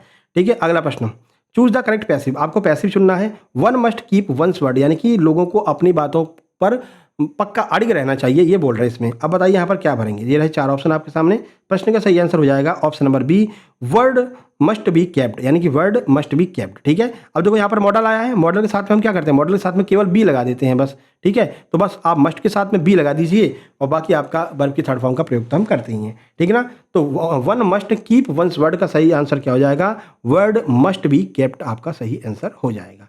ठीक है, आगे बढ़िए। 8 नंबर, सर शुरू से ही आपने एकदम कठिन से दे दिए हैं। 8 नंबर देखिए, I remember them talking me to the hospital, मुझे याद है मैंने उससे जब बात की थी तब हम लोग कहाँ पर थे, हॉस्पिटल में थे। ये देखिए 4 ऑप्शन आपके सामने हैं, बताइए क्या करेंगे यहाँ पर। सही आंसर आपका हो जाएगा option number A, I remember being taken to the hospital by them, यानी कि मुझे याद है उसको हॉस्पिटल जो है उसके द्वारा ले जाया गया था। देखो इसमें हो क्या रहा है, जीरंड का प्रयोग हम यहाँ पर कर रहे हैं, क्यों कर रहे हैं, वाक्य में जीरंड टेकिंग का प्रयोग हुआ है, जीरंड का पैसिव बीइंग के साथ में होता है। ठीक है ना, देखो यहाँ पर टेकिंग सब लगा है, आईएनजी लगा हुआ है, और आईएनजी जहाँ पर भी लगा हो वो आईएनजी के साथ में हमेशा क्या आता है, बीइंग लगाते हैं हम। ठीक है, बीइंग लगाते हैं, तो यहाँ पर बीइंग वाला हमारा आंसर होना चाहिए। और बीइंग वाला जहाँ तक हम देख रहे हैं, बीइंग वाला केवल नहीं, बीइंग वाला 3 बीइंग वाले हैं, लेकिन हमारा आंसर क्या है, ऑप्शन नंबर ए है। ऐसा क्यों है, तो देखिए जीरंड का प्रयोग पैसिव जो जीरंड का पैसिव होता है वो वर्ब की थर्ड फॉर्म बीइंग और टेकन से बनता है, वर्ब की थर्ड फॉर्म से बनता है, यानी बीइंग लगाएंगे वर्ब की थर्ड फॉर्म लगाएंगे। तो यहाँ पर हम देखते हैं आई रिमेंबर बीइंग टेकन लगा हुआ है, यानी ये हमारा आंसर है। ठीक है, और यहाँ पर माई सेल्फ नहीं लगाना चाहिए था, माई सेल्फ की वजह से गलत हो गया, टेकिंग गलत हो गया, टेकिंग नहीं लगाना चाहिए था। ठीक है, यहाँ पर टेकन लगेगा और बीइंग के साथ में टेकन यहाँ पर लगा है, I remember being taken to the hospital, ये बाई देम इन्होंने उड़ा दिया, बाई देम भी तो लगाना चाहिए था, बाई देम नहीं लगा, इस वजह से ये वाला गलत हो गया। ठीक है, तो बाई देम का भी प्रयोग यहाँ पर किया जाएगा। आगे बढ़ें, चलिए क्वेश्चन नंबर 9 देखिए, व्हाट डिड ही डू, वो क्या कर रही थी, बताइए क्या हो जाएगा इसका। व्हाट डिड ही डू, वो क्या कर रही थी, इसका पैसिव आपको बनाना है। ये 4 ऑप्शन आपके सामने हैं। प्रश्न का सही आंसर आपका हो जाएगा option number A, what was done by him. भाई ये क्या है, पास्ट इंडेफिनिट में दिया गया है। अब पास्ट इंडेफिनिट को हम पास्ट कंटिन्यूस में चेंज करते हैं, तो पास्ट कंटिन्यूस के लिए वाज का प्रयोग करेंगे। वाज कहाँ पर दिया गया है, इसमें इज लगा है, ये गलत हो जाएगा, इसमें डिड लगा है, गलत हो जाएगा, हैड लगा है, गलत हो जाएगा। केवल ऑप्शन नंबर ए हमारा सही आंसर बचेगा। आगे बढ़ें, क्वेश्चन नंबर 10 देखिए, choose the correct passive. Passive बताना है, there is no time to loss, समय खराब करने के लिए समय नहीं है, ऐसा इनके द्वारा कहा गया। ये सही बात भी है, समय खराब करने के लिए टाइम बचा नहीं है मेरे भाई, क्योंकि एग्जाम सर पे चढ़ा हुआ है। बताइए क्या करेंगे यहाँ पर। अब देखो इसमें क्या लगा है, आप देख सकते हैं कि there is no time, is लगा हुआ है। ठीक है, और ये सामान्य कहावत की बात की जा रही है, यानी कि नेचुरल बात की गई है। तो क्या लगाएंगे यहाँ पर, ऑप्शन नंबर आपका ए सही हो जाएगा, there is no time to be lost. ठीक है, यहाँ पर टू लगा हुआ है ना, टू यानी इन्फिनिटिव आ गया, और टू आ गया तो टू के साथ में हमेशा क्या लगाते हैं, बी का प्रयोग हम करते हैं, ये बात आपको ध्यान रखनी है। तो there is no time to be lost इसका बिल्कुल सही आंसर हो जाएगा, और ये एमपी पटवारी में ही पूछा गया है। ठीक है, देखिए तो there plus verb plus noun plus infinitive वाले वाक्यों का पैसिव बनाते समय केवल इन्फिनिटिव टू लॉस को टू बी और वर्ब की थर्ड फॉर्म में चेंज कर देते हैं। तो इन्फिनिटिव वाला बहुत पूछा जाता है, जब पेपर को कठिन बनाते हैं ना, तो इन्फिनिटिव वाले ही आपसे पूछे जाते हैं। तो इसके लिए आपको तैयार रहना पड़ेगा, है ना। फिर जब सामने इन्फिनिटिव आ जाएगा, फिर कोई सर इन्फिनिटिव वाला रूल तो किसी ने पढ़ा ही नहीं है। ठीक है, तो हम काहे लिए बैठे हैं, हम इसीलिए तो आपको पढ़ा रहे हैं ना। इन्फिनिटिव वाले सारे रूल्स आपके यहाँ पर क्लियर कराते हुए चलेंगे। चलो आगे बढ़ें, अगला है द जग कंटेंस मिल्क, यानी कि जो जग है इसमें मिल्क रखा हुआ है। अब ये क्या है, पीआई है, कंटेंस लगा हुआ है ना, एस लगा हुआ है, प्रेजेंट इंडेफिनिट है। प्रेजेंट इंडेफिनिट को हम किस में चेंज करते हैं, प्रेजेंट कंटिन्यूस में चेंज करते हैं। अब चलो देख लेते हैं प्रेजेंट कंटिन्यूस का प्रयोग कहाँ पर किया है। देखो ये तो वाज लगा है, ये तो पास्ट हो जाएगा, इसको हटा देते हैं। ठीक है, अब ये 3 हमारे पास में बचे, आप पढ़ लीजिए इसका आंसर क्या होगा। तो प्रश्न का जो सही आंसर हो जाएगा वो आपका हो जाना चाहिए option number C, milk is content in the jug, यानी कि मिल्क को जग में भर करके रखा गया था। देखिए रखा गया है, देखिए इसमें क्या हो रहा है, ये भी आपका एक कंडीशन वाला है। कंटेन और एम्बडी वर्ब के साथ में पैसिव वॉइस में बाई के स्थान पर इन प्रीपोजिशन का प्रयोग किया जाता है। प्रेजेंट टेंस होने से इज कंडीशन बिल्कुल सही है, लेकिन कंडीशन यहाँ पर क्या बन रही थी, यहाँ पर कंटेन शब्द लगा हुआ था, और कंटेन शब्द जहाँ पर भी लगता है उसके साथ में इन का प्रयोग किया जाता है। इस वजह से इन द जग आएगा, बाई द जग नहीं आएगा। ठीक है, ये कंडीशन वाले कुछ आपको जो है रूल्स हैं जो आपको ध्यान रखने हैं। जब पेपर कठिन बनेगा तो ऐसे ही प्रश्न आएंगे आपके सामने। नॉर्मल वाले तो हर कोई कर लेते हैं, भाई वाज लगा है वाज बीन कर दो, है ना, इज एमान लगा है इज बीन कर दो, ठीक है, हैज लगा है हैव बीन कर दो, हेड लगा है हैड बीन कर दो, ये तो सब जानते हैं। लेकिन जब ये वाले नियम आते हैं तब एकदम से दिमाग गोल हो जाता है, हाँ, वहाँ पर फिर लोग तुक्का मारने लगते हैं। लेकिन आपको ऐसा नहीं करना है। ठीक है, 12 नंबर देखिए, 12 नंबर कह रहे हैं let the window be shut, इसको आपको एक्टिव में चेंज करना है। अब ये लेट वाला आ गया, let the window be shut, यानी कि दरवाजे को बंद कर दीजिए, आदेश दे रहे हैं। बताइए 4 ऑप्शन आपके सामने हैं, क्या होगा। सही आंसर आपका हो जाएगा option number A, shut the window. जब भी आदेश दिया जाता है और उसका हम पैसिव बनाते हैं तो लेट से बनाते हैं। आदेश दे रहे हैं शट द विंडो, यानी कि विंडो को बंद कर दो, इसके लिए हम जब पैसिव में चेंज करेंगे let the window be shut, तो ये आपका आंसर हो जाएगा। देखो इंपरेटिव वाक्य का पैसिव बनाते समय let plus object plus be plus verb three का प्रयोग करते हैं। इसका एक्टिव सीधे वर्ब की फर्स्ट फॉर्म से शुरू होता है, ये बात आपको ध्यान रखनी है। आगे बढ़ें, चलिए क्वेश्चन नंबर 13, ये पैसिव हो गया। देखो पैसिव दिया है और एक्टिव आपसे पूछा गया है। कह रहे हैं कि they requested him not to speak, यानी कि वो उनसे रिक्वेस्ट कर रहे थे कि भाई मत बोलो, यानी बोलना नहीं है आपको। ठीक है, बोलने के लिए वो लोग मना कर रहे थे। अब बताइए इसका पैसिव क्या बनाएंगे। ये 4 ऑप्शन आपके सामने हैं, चारों ऑप्शन आप लोग देख लीजिए। ही वाज रिक्वेस्टेड टू, तो जब भी किसी से रिक्वेस्ट की जा रही हो तो उसमें हम क्या करते हैं, रिक्वेस्टेड का प्रयोग करते हैं। ठीक है ना, तो he was requested not to speak by them, यानी कि वो उनसे रिक्वेस्ट कर रहे थे कि प्लीज़ आप लोग बोलिएगा नहीं। ठीक है, ईडी लगा हुआ है, ईडी लगाने की वजह से ये पास्ट इंडेफिनिट हो रहा है, इसको चेंज करेंगे किसमें, पास्ट कंटिन्यूस में, इसलिए वाज लग जाएगा। ठीक है, अब वाज लग जाएगा तो आपका ऑप्शन नंबर ए हमारा बिल्कुल सही आंसर हो जाएगा। सॉल्यूशन आप यहाँ पर देख सकते हैं। देखिए नेगेटिव इन्फिनिटिव यानी कि नॉट टू प्लस वर्ब की फर्स्ट फॉर्म का प्रयोग होता है, तो पास्ट इंडेफिनिट होने के कारण ये वाज रिक्वेस्टेड नॉट टू भी हो जाएगा। देखो हो क्या रहा है यहाँ पर, पहली बात तो ये नेगेटिव है, दूसरी बात इन्फिनिटिव है, यानी नॉट टू लगा हुआ है और नॉट टू के साथ में वर्ब की फर्स्ट फॉर्म लगी हुई है। तो आपको ध्यान रखना है कि जब भी नॉट टू लगा हो उसके साथ में वर्ब की फर्स्ट फॉर्म का प्रयोग करते हैं। ठीक है, पास्ट इंडेफिनिट होने के कारण ये वाज में चेंज हो गया है ना। आगे बढ़े, चलिए अगला देखिए क्वेश्चन नंबर 14। प्रश्न नंबर 14 देखिए, MPSI का प्रश्न है। कह रहे हैं circumstances will oblige me to go, यानी कि जो परेशानियां थी वो मुझे जाने से रोक रही थी, मना कर रही थी। बताइए क्या हो जाएगा। ये 4 ऑप्शन आपके सामने हैं। प्रश्न का सही आंसर आपको हो जाएगा option number B, I shall be obliged to go, यानी कि मुझे जाने से रोका जा रहा था। ऑप्शन बी हमारा बिल्कुल सही आंसर हो जाएगा।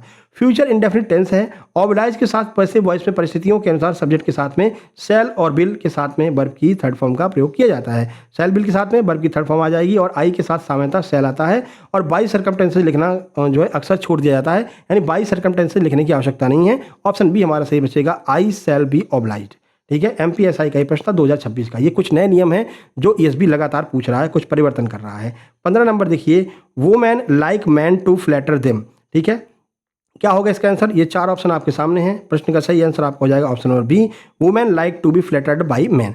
देखिए, ऐसे वाक्यों में जहां सब्जेक्ट स्वयं के लिए क्रिया फ्लैटर करवाना चाहती है, यानी कि जो वहां पर वुमेन है वो खुद पर फ्लैट करवाना चाहती है, तो वहां पर इन्फिनिटिव का पैसिव टू बी के साथ में वर्ब की थर्ड फॉर्म कर देते हैं। तो टू लगा हुआ है, इसके साथ में बी लगेगा और बी के साथ में वर्ब की थर्ड फॉर्म लग जाएगी। बस इस टू पर आपको गौर करना है। ये इन्फिनिटिव वाले बहुत पूछे गए थे रिसेंट में जो है ईएसबी एपटेक के द्वारा, तो उस हिसाब से आपको तैयार रहना पड़ेगा। आगे भी ये प्रश्न पूछे जाएंगे। 16 नंबर देखिए, 16 नंबर क्या है? जेल पैडी का प्रश्न है, ही handed her a beautiful gift, यानी कि उसने एक ब्यूटीफुल गिफ्ट जो है उसको प्रदान किया था। बताइए क्या हो जाएगा? तो 2, 3, 4 ऑप्शन आपके सामने, चारों ऑप्शन में से बताइए क्या आंसर होना चाहिए। इसका तो कोई मतलब ही नहीं है, नन ऑफ द अबव। ठीक है, बोथ ए एंड बी दिया है और ए और बी दिया है, तो प्रश्न का जो सही आंसर हो जाएगा वो आपका option number C, both A and B हो जाएगा। कैसे हो जाएगा आइए वो देख लेते हैं। दो ऑब्जेक्ट है, हर और अ ब्यूटीफुल गिफ्ट, इसलिए पैसिव जो है दोनों ऑब्जेक्ट को मिला करके बनाया जा सकता है, यानी दोनों ऑब्जेक्ट को हम सब्जेक्ट में चेंज कर सकते हैं। वाच तो लगेगा ही लगेगा। ठीक है, क्यों? क्योंकि ये आपका वर्ब की सेकंड फॉर्म है, वर्ब की सेकंड फॉर्म यानी कि पास्ट इंडेफिनिट, और पास्ट इंडेफिनिट को हम किस में चेंज कर देते हैं? पास्ट इंडेफिनिट को हम जो है पास्ट कंटिन्यूअस में चेंज कर देते हैं, इसलिए यहाँ पर क्या लग जाएगा? वर्ब की मतलब वर्ब की सेकंड फॉर्म के स्थान पर वाज हम लगा देंगे। ठीक है, चलिए आगे बढ़ते हैं। वो परेशान नहीं होना सर कठिन कठिन है क्या, सिंपल नहीं है क्या? आगे सिंपल भी मिलेंगे, है ना। चलो यहाँ से सिंपल शुरू हो जाएंगे। देखो कह रहे हैं चूज द करेक्ट पैसिव, आपको पैसिव बनाना है। हुम डिड यू इनवाइट, तुमको किसने इनवाइट किया था? बताइए इसका पैसिव क्या हो जाएगा? तो ये तो कन्फर्म है कि भाई हुम डिड यू, यानी डिड लगा हुआ है, यानी कि ये तो बात भाई पास्ट में बात की जा रही है, और जब भी पास्ट इंडेफिनिट की बात की जाए तो ये हमेशा चेंज किस में होगा? पास्ट में, पास्ट कंटिन्यूस में चेंज हो जाएगा। ठीक है, तो पास्ट कंटिन्यूस यानी कि वाज वर्ब लगना चाहिए, वाज वर्ब के साथ में वर्ब की थर्ड फॉर्म लगना चाहिए, क्योंकि पैसिव हमेशा वर्ब की थर्ड फॉर्म लेता है। चलो वाज वर्ब वाला देख लेते हैं कौन सा है। एक तो ये है, एक ये है, बाकी ये हैड बीन कट जाएगा और इज भी कट जाएगा, यानी या तो who was invited bye you हो जाएगा, या फिर who was invited bye you और क्वेश्चन मार्क हो जाएगा, हुम वाज हो जाएगा। क्या हो जाएगा भैया? इन दोनों में से एक होना चाहिए। तो प्रश्न का सही आंसर आपको हो जाएगा option number A, who was invited bye you, ये हो जाएगा इसका पैसिव। देखो एक्टिव वॉइस में जब हुम ऑब्जेक्ट के साथ में शुरू हो तो पैसिव में हुम को हु सब्जेक्ट में बदल देते हैं। बाकी सारे नियम वही होते हैं जो अभी तक आप करते आए हैं। ठीक है, चलिए 18 नंबर पर चलिए। देखिए 18 नंबर कह रहे it is time to ring the bell, ये वो समय है जब आपको मतलब कि घंटी को बजाना है। अब देखो टू यहाँ पर लगा हुआ, टू। ठीक है, अब टू लगा हुआ यानी कि इन्फिनिटिव की बात की गई है, तो इनमें से कोई ना कोई एक आपका ऑप्शन होगा। बताइए इनमें से क्या लगेगा? हमने आपको बताया भाई टू के साथ में हमेशा बी का प्रयोग करते हैं। अब बी ढूंढो, बी कहाँ पर दिया गया है? पहले में बी है क्या? नहीं है। दूसरे में बी है? हाँ ये हो सकता है। तीसरे में बी है क्या? नहीं है। चौथे में बी है क्या? नहीं है। केवल एक में बी दिया गया है, वो आपका ऑप्शन नंबर बी है, तो ऑप्शन नंबर बी ही हमारा सही आंसर हो जाएगा। अब जल्दी जल्दी करेंगे क्योंकि अब सिंपल वाले आ जाएंगे। ठीक है, चलो 19 नंबर देखो। 19 नंबर कह रहे हैं I have bought a new car, मैंने एक नई कार खरीदी है। ठीक है भैया, नई कार खरीदी है, हैव लगा हुआ है। पैसिव बनाते समय हैव के साथ में क्या करते हैं? बीन का प्रयोग कर देते हैं। अब हैव बीन वाला देख लीजिए, और क्योंकि ए न्यू कार की बात की जा रही है ना, ए न्यू कार की बात की जा रही है, तो न्यू कार जो है वो एक सिंगुलर हो जाएगा, यानी कि हैज बीन लगेगा। ठीक है भाई, एव लगा था तो आई लगा था तो हैव लग रहा था। अब यहाँ पर न्यू कार है तो हैज लगेगा, तो हैज बीन होना चाहिए। हैज बीन वाला ये पहले वाला गलत हो जाएगा क्योंकि इसमें इज लगा है। ठीक है, हैव बीन है, एक कार की बात की जा रही तो हैव बीन लगेगा, ये गलत हो जाएगा। ए न्यू कार वाज नहीं लगेगा क्योंकि हमें केवल बीन लगाना है, तो बचा कौन सा? ऑप्शन बी बचा। ऑप्शन बी ही हमारा सही आंसर हो जाएगा, हैज बीन यहाँ पर लग जाएगा। ठीक है, चलो 20 नंबर पर चलते हैं। सर शुरू में ही आपने खतरनाक रख दिए थे, आधे लोग तो छोड़ के भग गए होंगे क्लास। ठीक है ना, चलो अब पछताएंगे, बाद में सर ने सरल रखे थे। ऐसा ही होता है एसबी में, शुरू में कठिन दे देता है तुम्हारा एकदम फ्लो बदलने के लिए। शुरू में कठिन दे दिया तुम्हारा दिमाग खराब, अरे भैया हो सकता है पीछे सरल दिए गए हों, घबरा काहे जाते हो। योर बिहेवियर एनॉयज मी, यानी कि तुम्हारा जो बिहेवियर है वो मुझे परेशान कर रहा है। एस या ईएस लगा है, यानी कि यहाँ पर प्रेजेंट इंडेफिनिट की बात की जा रही है। प्रेजेंट इंडेफिनिट को जब हम चेंज करते हैं किस में करते हैं? प्रेजेंट कंटिन्यूस में करते हैं, यानी ईज एम आर लगा होना चाहिए। अब देख लो ईज एम आर कहाँ पर लगा हुआ है, इसमें तो वाज लगा, यानी ये तो गलत हो जाएगा। ठीक है, अब क्या है, I am annoyed by your behaviour ये होगा, या फिर I am annoyed at your behaviour होगा, या फिर यहाँ पर I am annoyed with your behaviour होगा। क्या होगा भैया, तो ये एनॉयड जो शब्द है वो आपका यहाँ पर एनॉयड की वजह से हम यहाँ पर एट का प्रयोग करेंगे, यानी कि एट कहाँ पर लगा हुआ है, वो आपका ऑप्शन नंबर बी में लगा हुआ है, I am annoyed at your behaviour हो जाएगा। ठीक है, तो एनॉय, ये शुरू में भी हमने आपको बताया था, एनॉय वर्ब के साथ किसी व्यक्ति के व्यवहार की अगर बात की जा रही हो तो बाई की जगह पर एट का प्रयोग किया जाता है। ये स्पेशल नियम है, आपको ध्यान रखना है। 21 नंबर पर चलते हैं। देखो डिड लगा हुआ है, did the noise frighten you, यानी कि ये जो आवाज आ रही है वो तुमको परेशान कर रही है। डिड लगा यानी कि पास्ट इंडेफिनिट है, पास्ट इंडेफिनिट किस में चेंज होगा, पास्ट कंटिन्यूअस में। वाज वर्ब हमको ढूंढना पड़ेगा भाई, ऊपर वाले में हो सकता है, नीचे देखो आर लगा है तो ये कट जाएगा, हेड लगा है तो ये कट जाएगा, वाज वर्ब वाला होगा। Was you frightened by the noise, या फिर were you frightened by the noise. तो भाई यू के साथ में क्या लगता है, यू हमारा क्या होता है, प्लूरल होता है, यानी कि बहुवचन होता है, तो यू के साथ में वर लगेगा, इसलिए पहला वाला भी कट जाएगा, वाज नहीं वर लगेगा। ऑप्शन बी हमारा आंसर हो जाएगा। ठीक है, आगे बढ़े, चलिए 22 नंबर देखिए। 22 नंबर कह रहे हैं, they say that the earth is round, उन लोगों ने कहा कि जो पृथ्वी है वो कैसी है, राउंड है, गोल है। बताइए क्या हो जाएगा। अब ये देखो, ये यूनिवर्सल ट्रूथ है, यानी कि सार्वभौमिक सत्य की बात की जा रही है, तो कैसे बनेगा, it is said that the earth is round ये हो जाएगा, या the earth is said to be round ये हो जाएगा। सही आंसर आपको हो जाएगा ऑप्शन नंबर सी, यानी ये दोनों बातें सही हैं। इट इज से भी शुरू कर सकते हैं और द अर्थ इज से भी शुरू कर सकते हैं। ठीक है, यूनिवर्सल ट्रूथ है, यानी कि आपका प्रेजेंट में ही ये बनेगा, और इस वजह से आपका जो है मतलब ये प्रेजेंट इंडेफिनिट में था, और ये जब चेंज होगा तो किसमें चेंज होगा, प्रेजेंट कंटिन्यूअस से पैसिव बनेगा। तो यानी इज एम आर का प्रयोग करेंगे तो इज यहाँ पर भी लगा, यहाँ पर भी लगा है, तो दोनों तरह से हम इसको लिख सकते हैं। आगे बढ़ें, चलिए 23 नंबर पर चलते हैं। 23 है, someone has picked my pocket, किसी ने मेरी पॉकेट मार ली या फिर मेरी पॉकेट चुरा ली है। बताइए क्या हो जाएगा। ये रहे 4 ऑप्शन आपके सामने। भाई हैज लगा है, अब हैज लगा है तो भाई हैज बिन देखो कहाँ पर है हैज बिन, इसमें हैज बिन है क्या, इसमें वाज लगा ये कट जाएगा, इसमें इज लगा ये कट जाएगा, हैड बिन है कट जाएगा, क्या बचेगा, हैज बिन केवल एक ऑप्शन में है, ऑप्शन बी में, यही हमारा आंसर हो जाएगा। ठीक है, तो इनको आप आराम से कर सकते हैं, कोई दिक्कत नहीं होगी आपको। अगला देखिए, अगला प्रश्न है, the boy laughed at the blind man, यानी कि जो बच्चा था वो क्या कर रहा था, जो लड़का था वो ब्लाइंड मैन पर हंस रहा था। अब बताइए क्या हो जाएगा, लाफ्ड एट लिखा हुआ है, ये 4 ऑप्शन आपके सामने हैं, बताइए इनमें से क्या लगाएंगे। तो सही आंसर आपका इसमें हो जाएगा option number B, the blind man was laughed at. ठीक है, वाज लगेगा क्योंकि वहां पर सेकंड फॉर्म लगी है, सेकंड फॉर्म यानी पास्ट इंडेफिनिट, और पास्ट इंडेफिनिट किस में चेंज हो जाता है। अब देखो पेमेंट कर रहे हैं, इसकी आवाज़ बंद कर देते हैं, हाँ, क्योंकि अभी फ़ोन भी लगाने लगेंगे लोग। ठीक है, तो जैसे अगर पेमेंट कर दो तो थोड़ा सा आप लोग वेट कर लिया करो, है ना, हो सकता है हम क्लास ले रहे हो। देखो लाफ एट जो है ना वो एक फ्रेजल वर्ब है, ये आपको ध्यान रखना है। लाफ एट एक फ्रेजल वर्ब होती है, पैसिव वॉइस में प्रीपोजिशन एट हमेशा वर्ब की थर्ड फॉर्म के साथ में जुड़ा रहता है, इस वजह से आपका ऑप्शन नंबर बी बिल्कुल सही आंसर हो जाएगा। The blind man was laughed eight, इसी के साथ में हमेशा जुड़ा रहेगा। ठीक है ना, तो बाई बाद में लगाएंगे, जो एट है ना वो हमेशा लाफ्ड के साथ में रहेगा, वर्ब की थर्ड फॉर्म के साथ में ही एट लगेगा। 25 नंबर पर चलते हैं। 25 क्या है, the match was won by our team, यानी कि जो मैच था वो हमारे द्वारा जीत लिया गया, हमारी टीम के द्वारा जीत लिया गया। अब देखो क्या कह रहे हैं, इसको एक्टिव में चेंज करना है। ठीक है, ये पैसिव में दिया, एक्टिव में चेंज करना है। तो अभी तक हम क्या कर रहे थे कि पास्ट इंडेफिनिट को हम वाज वर्ब में चेंज कर रहे थे, अब वाज वर्ब दिया है तो पास्ट इंडेफिनिट में चेंज कर दो, यानी कि वर्ब की सेकंड फॉर्म आनी चाहिए। चलो देख लो कहाँ पर वर्ब की सेकंड फॉर्म है, इसमें हैज लगा तो ये कट जाएगा, इसमें हैड लगा तो ये कट जाएगा, एस या एस लगा ये तो प्रेजेंट इंडेफिनिट हो गया तो ये कट जाएगा, एक बचेगा ऑप्शन नंबर ए, यानी कि our team won the match, यही आपका आंसर हो जाएगा। ठीक है, आगे बढ़ें। देखो हो रहा नहीं स्पीड में, तो वो कुछ स्पेशल नियम थे जो हमने शुरू में रख दिए। ठीक है, तो ऐसा कभी कभी हो जाता है, एग्जाम में भी ऐसा होता है ना। चलो आगे बढ़ते हैं। चूज द करेक्ट पैसिव, आपको पैसिव बनाना है। We should not encourage indiscipline, यानी कि जो इनकरेज, हम उन लोगों को नहीं बढ़ावा देते हैं जो इनडिसिप्लिन लोग हैं, यानी कि जो डिसिप्लिन में नहीं रहते उन लोगों को हम बढ़ावा नहीं देते, हमें बढ़ावा नहीं देना चाहिए। अब बताइए क्या लगाएंगे यहाँ पर, ये 4 ऑप्शन आपके सामने हैं, बताइए क्या लगाएंगे। देखो जब भी कभी मतलब कि शुड वगैरह लगा होता है, मॉडल लगा रहता है, तो उसके साथ में केवल बी का प्रयोग कर देते हैं, केवल बी जोड़ दीजिए बस। ठीक है, शुड को हमेशा शुड ही रहने दो, इन दोनों में शुड है। ठीक है, इसमें मस्ट हो गया काट दो, इसमें कैन हो गया काट दो। अब देखो इसमें क्या हो जाएगा, indiscipline should not encourage by us, तो भाई बी कहाँ गया, बी तो लगाना चाहिए था, तो बी नहीं लगाया, इसलिए ऑप्शन नंबर ए भी गलत हो जाएगा। बी लगा हुआ केवल ऑप्शन नंबर बी में, तो यही आपका आंसर हो जाएगा। ठीक है, आगे बढ़ें, चलिए 27 नंबर पर चलते हैं। 27 नंबर क्या कह रहा है, कह रहे हैं are they receiving the chief guest, passive में बदलना है। पैसिव में कैसे बदलेंगे भाई, are they receiving the chief guest, यानी कि ये प्रेजेंट कंटिन्यूअस हो रहा है, और प्रेजेंट कंटिन्यूअस को जब हम पैसिव बनाते हैं तो क्या लगाते हैं, केवल बीइंग लगा देते हैं। अब देखो कौन कौन से में बीइंग लगा है, इसमें बीइंग नहीं लगा है कट जाएगा, इसमें बीइंग लगा दिया तो ये कट जाएगा, इसमें बीइंग लगा इसमें बीइंग लगेगा। ठीक है, अब देखो क्या करेंगे, प्रेजेंट में ही चेंज करेंगे भाई, पास्ट में थोड़ी चेंज कर देंगे, तो वाज कहाँ से आ गया, ये भी कट जाएगा, केवल ऑप्शन नंबर ए हमारा सही आंसर बचेगा। ठीक है, तो यहाँ पर आपका ऑप्शन नंबर ए बिल्कुल सही आंसर हो जाएगा। 28 नंबर पर चलिए।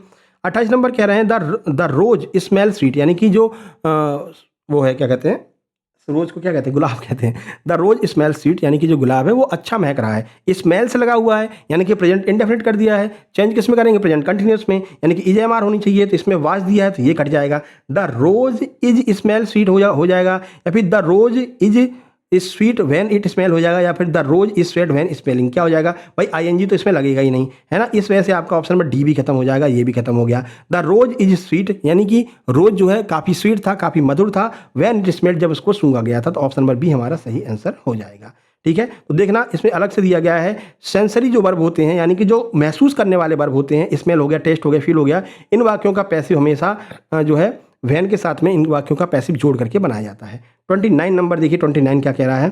29 कह रहे हैं ही एक्सपेक्ट गुड न्यूज़, ये वो जो है एक गुड न्यूज़ की उम्मीद कर रहा था। बताइए, एस लगा हुआ है ना, एस लगा, यानी कि प्रेजेंट इंडेफिनिट। चेंज किस में करेंगे, प्रेजेंट कंटिन्यूस में, तो वाज वाला कट जाएगा, हैज बीन कट जाएगा। कंटिन्यूस में चेंज करेंगे तो एस भी कट जाएगा, एक ही बचेगा ऑप्शन नंबर ए, यही हमारा आंसर हो जाएगा। ठीक है, आगे बढ़ें, चलिए 30 नंबर पर चलिए। 30 नंबर क्या कह रहे हैं, कह रहे हैं कि has anyone seen by my dog, क्या किसी ने मेरे डॉग को देखा है। पैसिव में चेंज करना है, हैज लगा हुआ तो केवल बीन लगाना पड़ेगा। ठीक है, और डॉग भी सिंगुलर है, यानी हैज बीन ही रहेगा। तो बताइए, has my dog been seen by anyone, ये हो सकता है, या फिर हैव तो लगेगा नहीं, है ना, वाज तो लगेगा नहीं, इज तो लगेगा नहीं, तो केवल ऑप्शन नंबर ए हमारा सही आंसर हो जाएगा। हैज लगा हुआ होगा, केवल बीन लगा देना होगा। ठीक है, 31 देखिए, 31 क्या कह रहे हैं, कह रहे हैं कि who can solve this tricky puzzle, कौन इस ट्रिकी पजल को सॉल्व कर सकता है। भाई कैन कुड जहाँ पर भी आए केवल बी लगा दो और मॉडल का पैसिव बन जाता है। देखो कहाँ पर लगा, कैन बी, है ना, कैन बी कुड भी कहाँ पर लगा हुआ, देख लेते हैं भैया। तो देखो बाई हुम हो गया, हु लगा हुआ है तो बाई हुम भी यहाँ पर लग सकता है। तो प्रश्न का सही आंसर आपका बाई हुम ही हो जाएगा। By whom can this tricky puzzle be solve, be लगा हुआ है ना, कैन भी लगा है, बी भी लगा है, और बाई हुम से हमने शुरुआत कर दी है, तो यही हमारा बिल्कुल सही आंसर हो जाएगा। ठीक है, आगे बढ़ें, चलिए 32 नंबर देखिए। सॉल्यूशन सबका दे रखा है नीचे, आप आराम से पढ़ सकते हो, जब नोट्स लोगे तब भी पढ़ सकते हो, और अभी भी वीडियो को रोक करके पढ़ सकते हो। देखिए, you need to wash the car, तुम्हें इस कार को साफ करने की आवश्यकता है। भाई कहीं पर भी नीड वगैरह लगा हो, टू लगा, यानी इन्फिनिटिव की बात की जा रही है, तो हम क्या लगा देंगे, बी लगा देंगे, केवल नीड टू के साथ में बी लगाना है हमें। अब देखो चारों ऑप्शन में से कहाँ पर बी लगा हुआ है, सही आंसर आपका हो जाएगा option number A, the car needs to be washed by you, यानी कि ये कार जो है उसको तुम्हें धुलना चाहिए, उसको जो है धुलाई की आवश्यकता है। ऑप्शन ए हमारा सही आंसर होगा। सॉल्यूशन यहाँ पर देख लीजिए, नीड टू प्लस वर्ब की फर्स्ट फॉर्म वाले इन्फिनिटिव को टू बी प्लस वर्ब की थर्ड फॉर्म में बदल दिया जाता है। सब्जेक्ट द कार सिंगुलर है, इसलिए नीड्स आ जाएगा। ठीक है, सिंगुलर कार की वजह से वहाँ पर एस या एस लग जाएगा। 33 नंबर पर चलते हैं। 33 कह रहा है the committee is looking into this matter, यानी कि कमेटी के द्वारा इस मैटर पर ध्यान दिया जा रहा है। भाई इज लगा हुआ है, चेंज किस में करेंगे, बींग लगा देंगे, केवल इज के साथ में बींग और वर्ब की थर्ड फॉर्म। बताइए कहाँ पर लगा हुआ है, तो इसमें वाज वाला एक तो ये कट जाएगा, बाकी ये तीन बचते हैं, इन तीनों में से एक आंसर होगा। आइए आंसर देख लेते हैं। सही आंसर ऑप्शन नंबर सी हो जाएगा, the matter is being looked into by the committee, being लगेगा, इनटू लग जाएगा, ऑप्शन सी हमारा सही आंसर हो जाएगा। आगे बढ़िए 34 क्या है, कह रहे I was oblige to leave, यानी कि मैं जो है यहाँ से जाना चाहता हूँ। बताइए क्या लगेगा, I was oblige to leave, अब यहाँ पर ऑब्लाइज लगा हुआ है, अब इसमें कुछ परिवर्तन हो सकता है। चार ऑप्शन आपके सामने हैं, सही आंसर आपका हो जाएगा ऑप्शन नंबर डी, यानी कि all of above can be contextually correct but A is standard, यानी देखो इनमें से ये सारे सही लिखे हुए हैं, लेकिन ए बिल्कुल सही है, क्योंकि ऑब्लाइज के साथ में सरकमटेंसेज लगता है। शुरू में आपको सरकमटेंसेज वाला कराया था, एक कंडीशन वाला, है ना, तो पहला वाला तो बिल्कुल सही मानेंगे। वैसे ये तीनों सही हैं, बाकी चारों सही हैं, लेकिन सही आंसर क्या होगा, ऑप्शन नंबर ए हमारा सही आंसर हो जाएगा। ठीक है, आगे बढ़ें 35 पर चलते हैं। 35 नंबर क्या है, करेक्ट पैसिव आपको चेक करना है। Do not waste your time, अपने समय को खराब मत करो। तो यहाँ पर डू लगा हुआ है, यानी कि ये आपका क्या हो जाएगा, प्रेजेंट इंडेफिनिट क्या हो जाएगा, और ये चेंज किस में होगा। अच्छा ये आदेश दे रहे हैं ना, आदेश दे रहे हैं भाई, do not waste your time, आदेश दे रहे हैं, तुमको समझा रहे हैं, तो ये लेट में चेंज हो जाएगा। ठीक है, आइए सही आंसर देखें, ऑप्शन नंबर डी हो जाएगा, all of above are grammatically valid, यानी कि ये सारे के सारे बिल्कुल सही लिखे हुए हैं। Let your time not be waste, तुम्हें अपना टाइम को वेस्ट नहीं करना चाहिए। Your time should not be waste, ये आपका जो समय चल रहा है इसको कभी भी वेस्ट नहीं करना चाहिए। You are advise not to waste your time, तुमको ये जो है एडवाइस दी जाती है कि आप अपना समय खराब मत कीजिए। तीनों एकदम सही लिखे हुए हैं। चलिए 36 देखिए, आई नो हर वेल, मैं उसको अच्छे से जानता हूँ। क्या हो जाएगा भैया, वर्ब की सेकंड फॉर्म लगी हुई है, नो अगर वर्ब की सेकंड फॉर्म लगी है तो हमको वाज लगाना पड़ेगा, और वाज केवल एक में लगा है ऑप्शन सी में, तो यही हमारा आंसर ऑप्शन नंबर, एक मिनट को, नो वर्ब के साथ पैसिव में प्रीपोजिशन टू लगता है। अच्छा एक मिनट, नो भी लगा हुआ है ना, नो के साथ में टू लगता है, ऐसा ये कह रहे हैं। देखो सॉल्यूशन यहाँ पर देख लेते हैं, जल्दबाजी नहीं करनी है। देखो सॉल्यूशन में क्या बताया जा रहा है, नो वर्ब के साथ पैसिव में प्रीपोजिशन टू लगता है। एडवर्ब वेल को वर्ब के पहले वेल नॉन या बाद में रखना उचित होता है। ये नो के लिए अलग से नियम है, ठीक है, ये नॉर्मली फॉलो नहीं कर रहा है। अगर कहीं पर आपको नो शब्द लगा मिल जाए तो इसके साथ में प्रीपोजिशन टू का प्रयोग हम करते हैं, ठीक है ना। इस वजह से हमारा बी वाला सही हो जाएगा, she is well known to me, ठीक है। तो वर्ब इसका जो है टू का प्रयोग करेंगे और टू के साथ साथ में एडवर्ब वेल को वर्ब के पहले वेल नॉन या बाद में रखना उचित होता है, ठीक है। तो ये आपका ऑप्शन नंबर बी हमारा सही आंसर हो जाएगा। आगे बढ़िए 37 नंबर देखिए, कुछ ऐसे क्वेश्चंस बीच में आ जाते हैं जो मतलब अलग ही लेवल के होते हैं। चलो अब इसमें आपको पैसिव में चेंज करना है। दे पेंटेड द हाउस ग्रीन, यानी कि उन्होंने अपने हाउस को हरे कलर से पेंट कर दिया था। बताइए ईडी लगा हुआ है, यानी यहाँ पर आपको जो है आपका ये उसमें है पास्ट इंडेफिनिट में है, इसको हम चेंज करेंगे पास्ट कंटिन्यूस में। वाज लगाएंगे, कहाँ पर वाज लगा देख लो, ये दोनों तो कट जाएंगे, इसमें इजी लगा, इसमें हेड में लगा, ये दोनों कट जाएंगे। इनमें से कोई एक होना चाहिए, ऑप्शन नंबर ए हमारा आंसर हो जाएगा। The house was painted green by them, यानी कि उस हाउस को किसके हरे कलर से पेंट कर दिया। ये ग्रीन से स्टार्ट हो रहा है इसलिए ये भी कट जाएगा, ठीक है। ऑब्जेक्ट क्या है, हाउस है, तो सब्जेक्ट बाद में हाउस ही बन जाएगा। चलो 38 नंबर देखो, 38 नंबर है please do not me a favour tonight, ठीक है। Please do me a favour tonight, यानी आज मेरे लिए आपको एक काम करना है, मेरा फेवर करना है, इसके बारे में बताया जा रहा है। तो इसको हम चेंज करेंगे तो किस में करेंगे भाई, प्लीज़ लगा हुआ है, सही आंसर ऑप्शन ए हो जाएगा, रिक्वेस्टेड टू। प्लीज़ हमेशा रिक्वेस्टेड में चेंज होता है और रिक्वेस्टेड केवल और केवल एक ऑप्शन में दिया है, ऑप्शन नंबर ए में, you are requested to do my favour tonight, तो यही आपका आंसर हो जाएगा। आगे बढ़ते हैं 39, कह रहे हैं how did you solve this puzzle, तुम इस पजल को कैसे सॉल्व करोगे। भाई डिड लगा हुआ है, यानी ये वाज में चेंज होगा, देखो कहाँ पर वाज है, ये इज लगा है, ये कट जाएगा, ये हेड लगा, ये कट जाएगा। अब दो बचे हैं, how was this puzzle solve by you या फिर how this puzzle was solve by you, क्या हो जाएगा आंसर। सही आंसर आपका option number A, how was this puzzle solved by you, सही आंसर ऑप्शन नंबर ए हो जाएगा। यहाँ पर सॉल्यूशन आपका दिया गया है। 40 नंबर देखिए, 40 नंबर कह रहे हैं the teacher made him stand up, यानी टीचर ने इसको खड़े होने के लिए बोला था। बताइए ये चार ऑप्शन आपके सामने हैं, बताइए क्या हो जाएगा।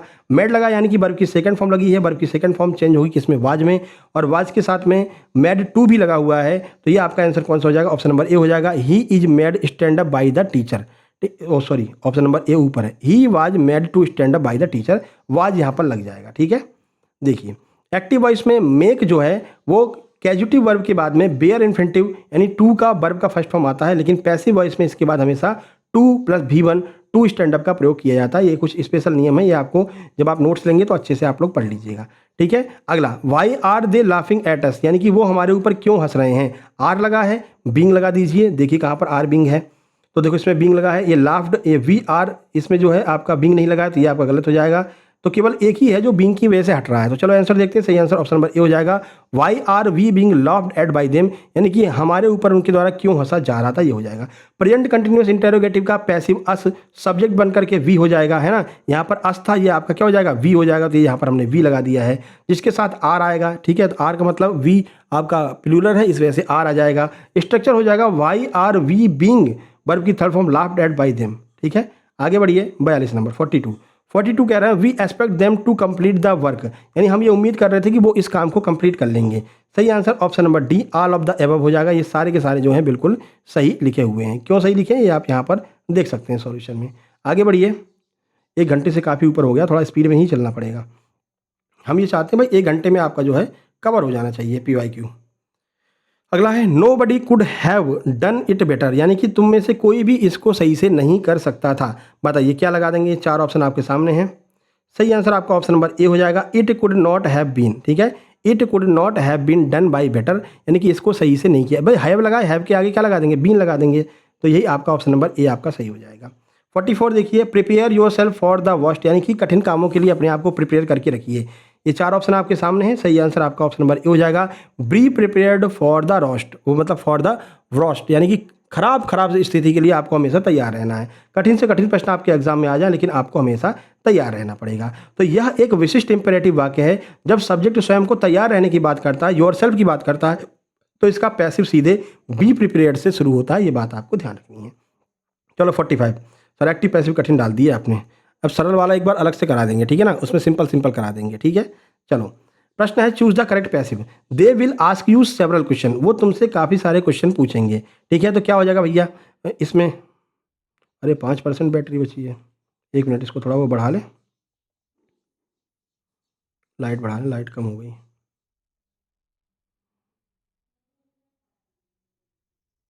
सही आंसर आपका ऑप्शन नंबर सी हो जाएगा, दोनों सही रहेंगे। यू विल बी, बिल के साथ में बी लगाएंगे। आस्क सेवरल क्वेश्चन सही हो जाएगा, several questions will be asked to you, ये भी सही हो जाएगा, दोनों सही होंगे। यहाँ पर ये पूरे नियम दिए गए हैं, आप लोग देख लीजिएगा।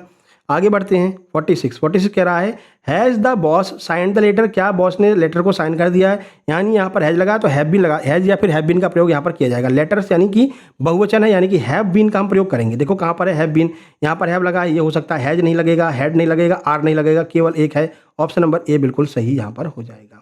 सॉल्यूशन आप यहाँ पर देख लीजिएगा। 47 देखिए, 47 है बाई हुम is the child being fade, किसके द्वारा बच्चे को खाना खिलाया गया। इसको एक्टिव में चेंज करना है, एक्टिव में चेंज करेंगे तो ये कन्फर्म है, यहाँ पर क्या आ जाएगा हु आ जाएगा, बाई हुम का हु चेंज हो जाएगा। इज यहाँ पर लगा हुआ है, यानी पैसिव में अगर इज लग रहा है तो किस में चेंज करेंगे, प्रेजेंट इंडेफिनिट में चेंज कर देंगे। तो हमारा सही आंसर जो हो जाएगा वो क्या हो जाएगा, ऑप्शन नंबर ए हो जाएगा, who is being feeding the child, यानी चाइल्ड को किसके द्वारा खाना खिलाया गया। देखो इज बीइंग वर्ब की third form present continuous tense का पैसिव दर्शाता है, ठीक है भाई। इज बीइंग लगा हुआ है ना, देखो इज बीइंग, इज के साथ में बीइंग भी तो लगा हुआ है, बीइंग नहीं देख पाए थे, इज के साथ में बीइंग लगा हुआ है, यानी कि ये क्या कर रहा है, प्रेजेंट कंटिन्यूअस का पैसिव है, प्रेजेंट कंटिन्यूअस का पैसिव है। अब इसको अगर एक्टिव करेंगे तो क्या कर देंगे, केवल प्रेजेंट कंटिन्यूअस में चेंज कर देंगे, केवल इज लगा देंगे और बीइंग हटा देंगे। तो हमने बीइंग हटा दिया, इज लगा दिया, ऑप्शन नंबर ए हमारा सही आंसर हो गया। चलिए 48 देखिए, 48 कह रहे हैं your success has astonished man, यानी कि तुम्हारा जो सक्सेस है वो हमको बहुत तरक्की देगा या फिर हमको बहुत प्रचलित कर देगा, मतलब हमारा काफ़ी ज़्यादा उत्साह बढ़ाएगा, ये कह रहे हैं। बताइए हैज लगा हुआ है, हैज लगा है तो भाई बीन लगा देंगे हम, हैज हैव बीन में चेंज हो जाएगा, ठीक है। तो देखो मी लगा हुआ है, मी चेंज आई में हो जाएगा, तो यानी कि आई हैव बीन होना चाहिए। तो यहाँ पर वाज कट जाएगा, हैड कट जाएगा, एम कट जाएगा, केवल ऑप्शन नंबर ए बचेगा, I have been astonished at your success. यहाँ पर आप पूरा सॉल्यूशन यहाँ पर देख सकते हैं, ठीक है। 49 देखिए, 49 है we are to examine the plan, यानी कि हमको इस प्लान को एक बार और एग्जामिन कर लेना चाहिए। आर लगा हुआ है और टू भी लगा हुआ है, देखो टू भी लगा हुआ है, यानी टू लगा है तो आपको बी लगाना पड़ेगा। जहाँ पर भी टू लगा रहता है तो टू के साथ में हम बी लगा देते हैं। सही आंसर आपका हो जाएगा option number A, the plan is to be examine by us, यानी कि ये जो प्लान है उसको हमारे द्वारा एक बार फिर से चेक कर लेना चाहिए। केवल आर देख करके बीइंग मत लगा देना, टू भी लगा हुआ है ना, और जहाँ पर टू लगता है वहाँ पर हम बी लगाते हैं, ना कि बीइंग लगाते हैं। ये बात आपको ध्यान रखनी पड़ेगी, ठीक है। सॉल्यूशन यहाँ पर देख सकते हैं। 50 नंबर करेक्ट पैसिव आपको चेंज करना है, the old man was reading the Ramayana, यानी कि ओल्ड मैन के द्वारा उस रामायण को पढ़ा जा रहा था। तो भाई वाज लगा हुआ है, यानी कि वाज के साथ में आप क्या करेंगे, बीइंग लगा देंगे। तो देखिए इसमें इज लग गया, ये गलत हो गया, इसमें हैड लग गया, गलत हो गया, इसमें बीइंग नहीं लगा, ये गलत हो गया। ऑप्शन नंबर ए बचा है, the Ramayana was being read by the old man, यानी रामायण को ओल्ड मैन के द्वारा पढ़ा जा रहा था, ठीक है। ये पूरा सॉल्यूशन है। तो ये 100 प्रश्न आपके कंप्लीट होते हैं। कैसे लगे कमेंट बॉक्स में कमेंट करके जरूर बताना। और यहाँ पर आप देख सकते हैं सबसे पहले ये हमने कल लॉन्च किया है MP ESB एग्जाम के लिए एनवायरनमेंट, 39 रुपये की है अलग से, लेकिन जो लोग इसमें एडमिशन लेंगे उनको फ्री में मिलेगा। दो चीज़ें आपको फ्री मिल रही है, एक तो ये 39 रुपये वाली पर्यावरण की आपको PDF फ्री मिल रही है, साथ ही साथ में ये 99 रुपये वाली 5000 की कंप्यूटर ब्रह्मास्त्र, 5000 क्वेश्चन की कंप्यूटर ब्रह्मास्त्र आपको फ्री में मिलेगी। ये दोनों चीज़ें अगर आप इसमें एडमिशन लोगे।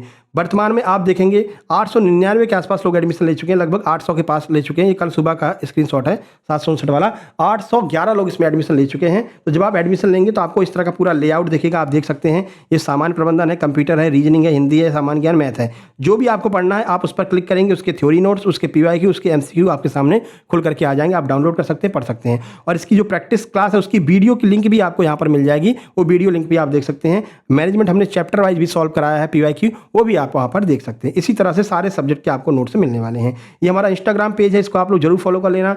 सक्सेस जंक्शन के नाम से है, सक्सेस जंक्शन 777 करके मतलब चेक करेंगे तो आपको मिल जाएगा। और इस पर हम जो है करंट अफेयर वगैरह डालते रहते हैं फोटो फॉर्म में, इस तरह से। तो करंट अफेयर स्ट्रैटेजी की हम डेली डालते हैं, तो इसको आपको फॉलो कर लेना है। वर्तमान में 1092 मेंबर हैं, आप लोग जरूर फॉलो कर लीजिएगा, लिंक डिस्क्रिप्शन बॉक्स में दी गई है। इंस्टाग्राम पर अगर आपको पूरी जानकारी या फिर करंट अफेयर वगैरह वहाँ से आपकी कंप्लीट हो जाएगी। बाकी ये आप रिजल्ट देख सकते हैं, जिन लोगों ने हमारे सुपर सिलेक्शन नोट्स लिए हैं उनके ये रिजल्ट हैं। अभी MP जेल पैरी फॉरेस्ट गार्ड डिप्टी जेलर का रिजल्ट आया है। ये एक्स सर्विसमैन है, इनका क्या कहना है, dear Shukla sir, I am ex serviceman shortlisted by the jail पैरी 1 एग्जाम, ठीक है।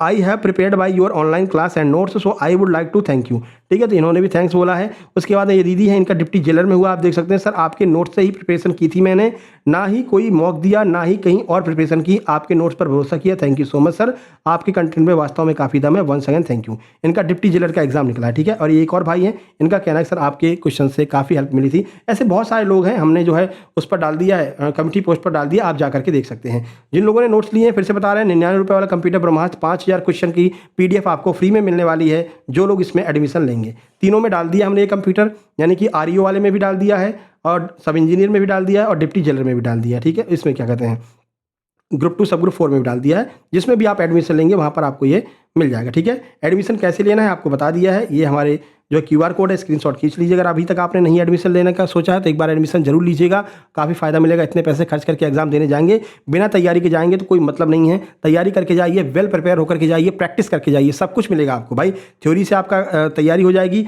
और क्विज से आपकी प्रैक्टिस हो जाएगी। पेपर प्रैक्टिस सेट कराएंगे, प्रैक्टिस सेट से प्रैक्टिस हो जाएगी। बहुत सारी चीज़ें मात्र 158 में मिल रही हैं। तो 158 रुपये पे करके इस नंबर पर स्क्रीनशॉट भेज के तुरंत आप लोग नोट्स ले लीजिए। वीडियो को लाइक, चैनल को सब्सक्राइब कर देना, उस वीडियो को शेयर कर देना, जिससे हम लगातार डेली नई वीडियो लेकर के आते रहें आपके लिए। अगली वीडियो मैनेजमेंट की आने वाली है चैप्टर वाइज, उसके बाद में MP REO वालों के लिए अगला चैप्टर वाइज उनका भी PYQ आने वाला है। तो मिलते हैं नेक्स्ट वीडियो में, तब तक के लिए नमस्कार, धन्यवाद।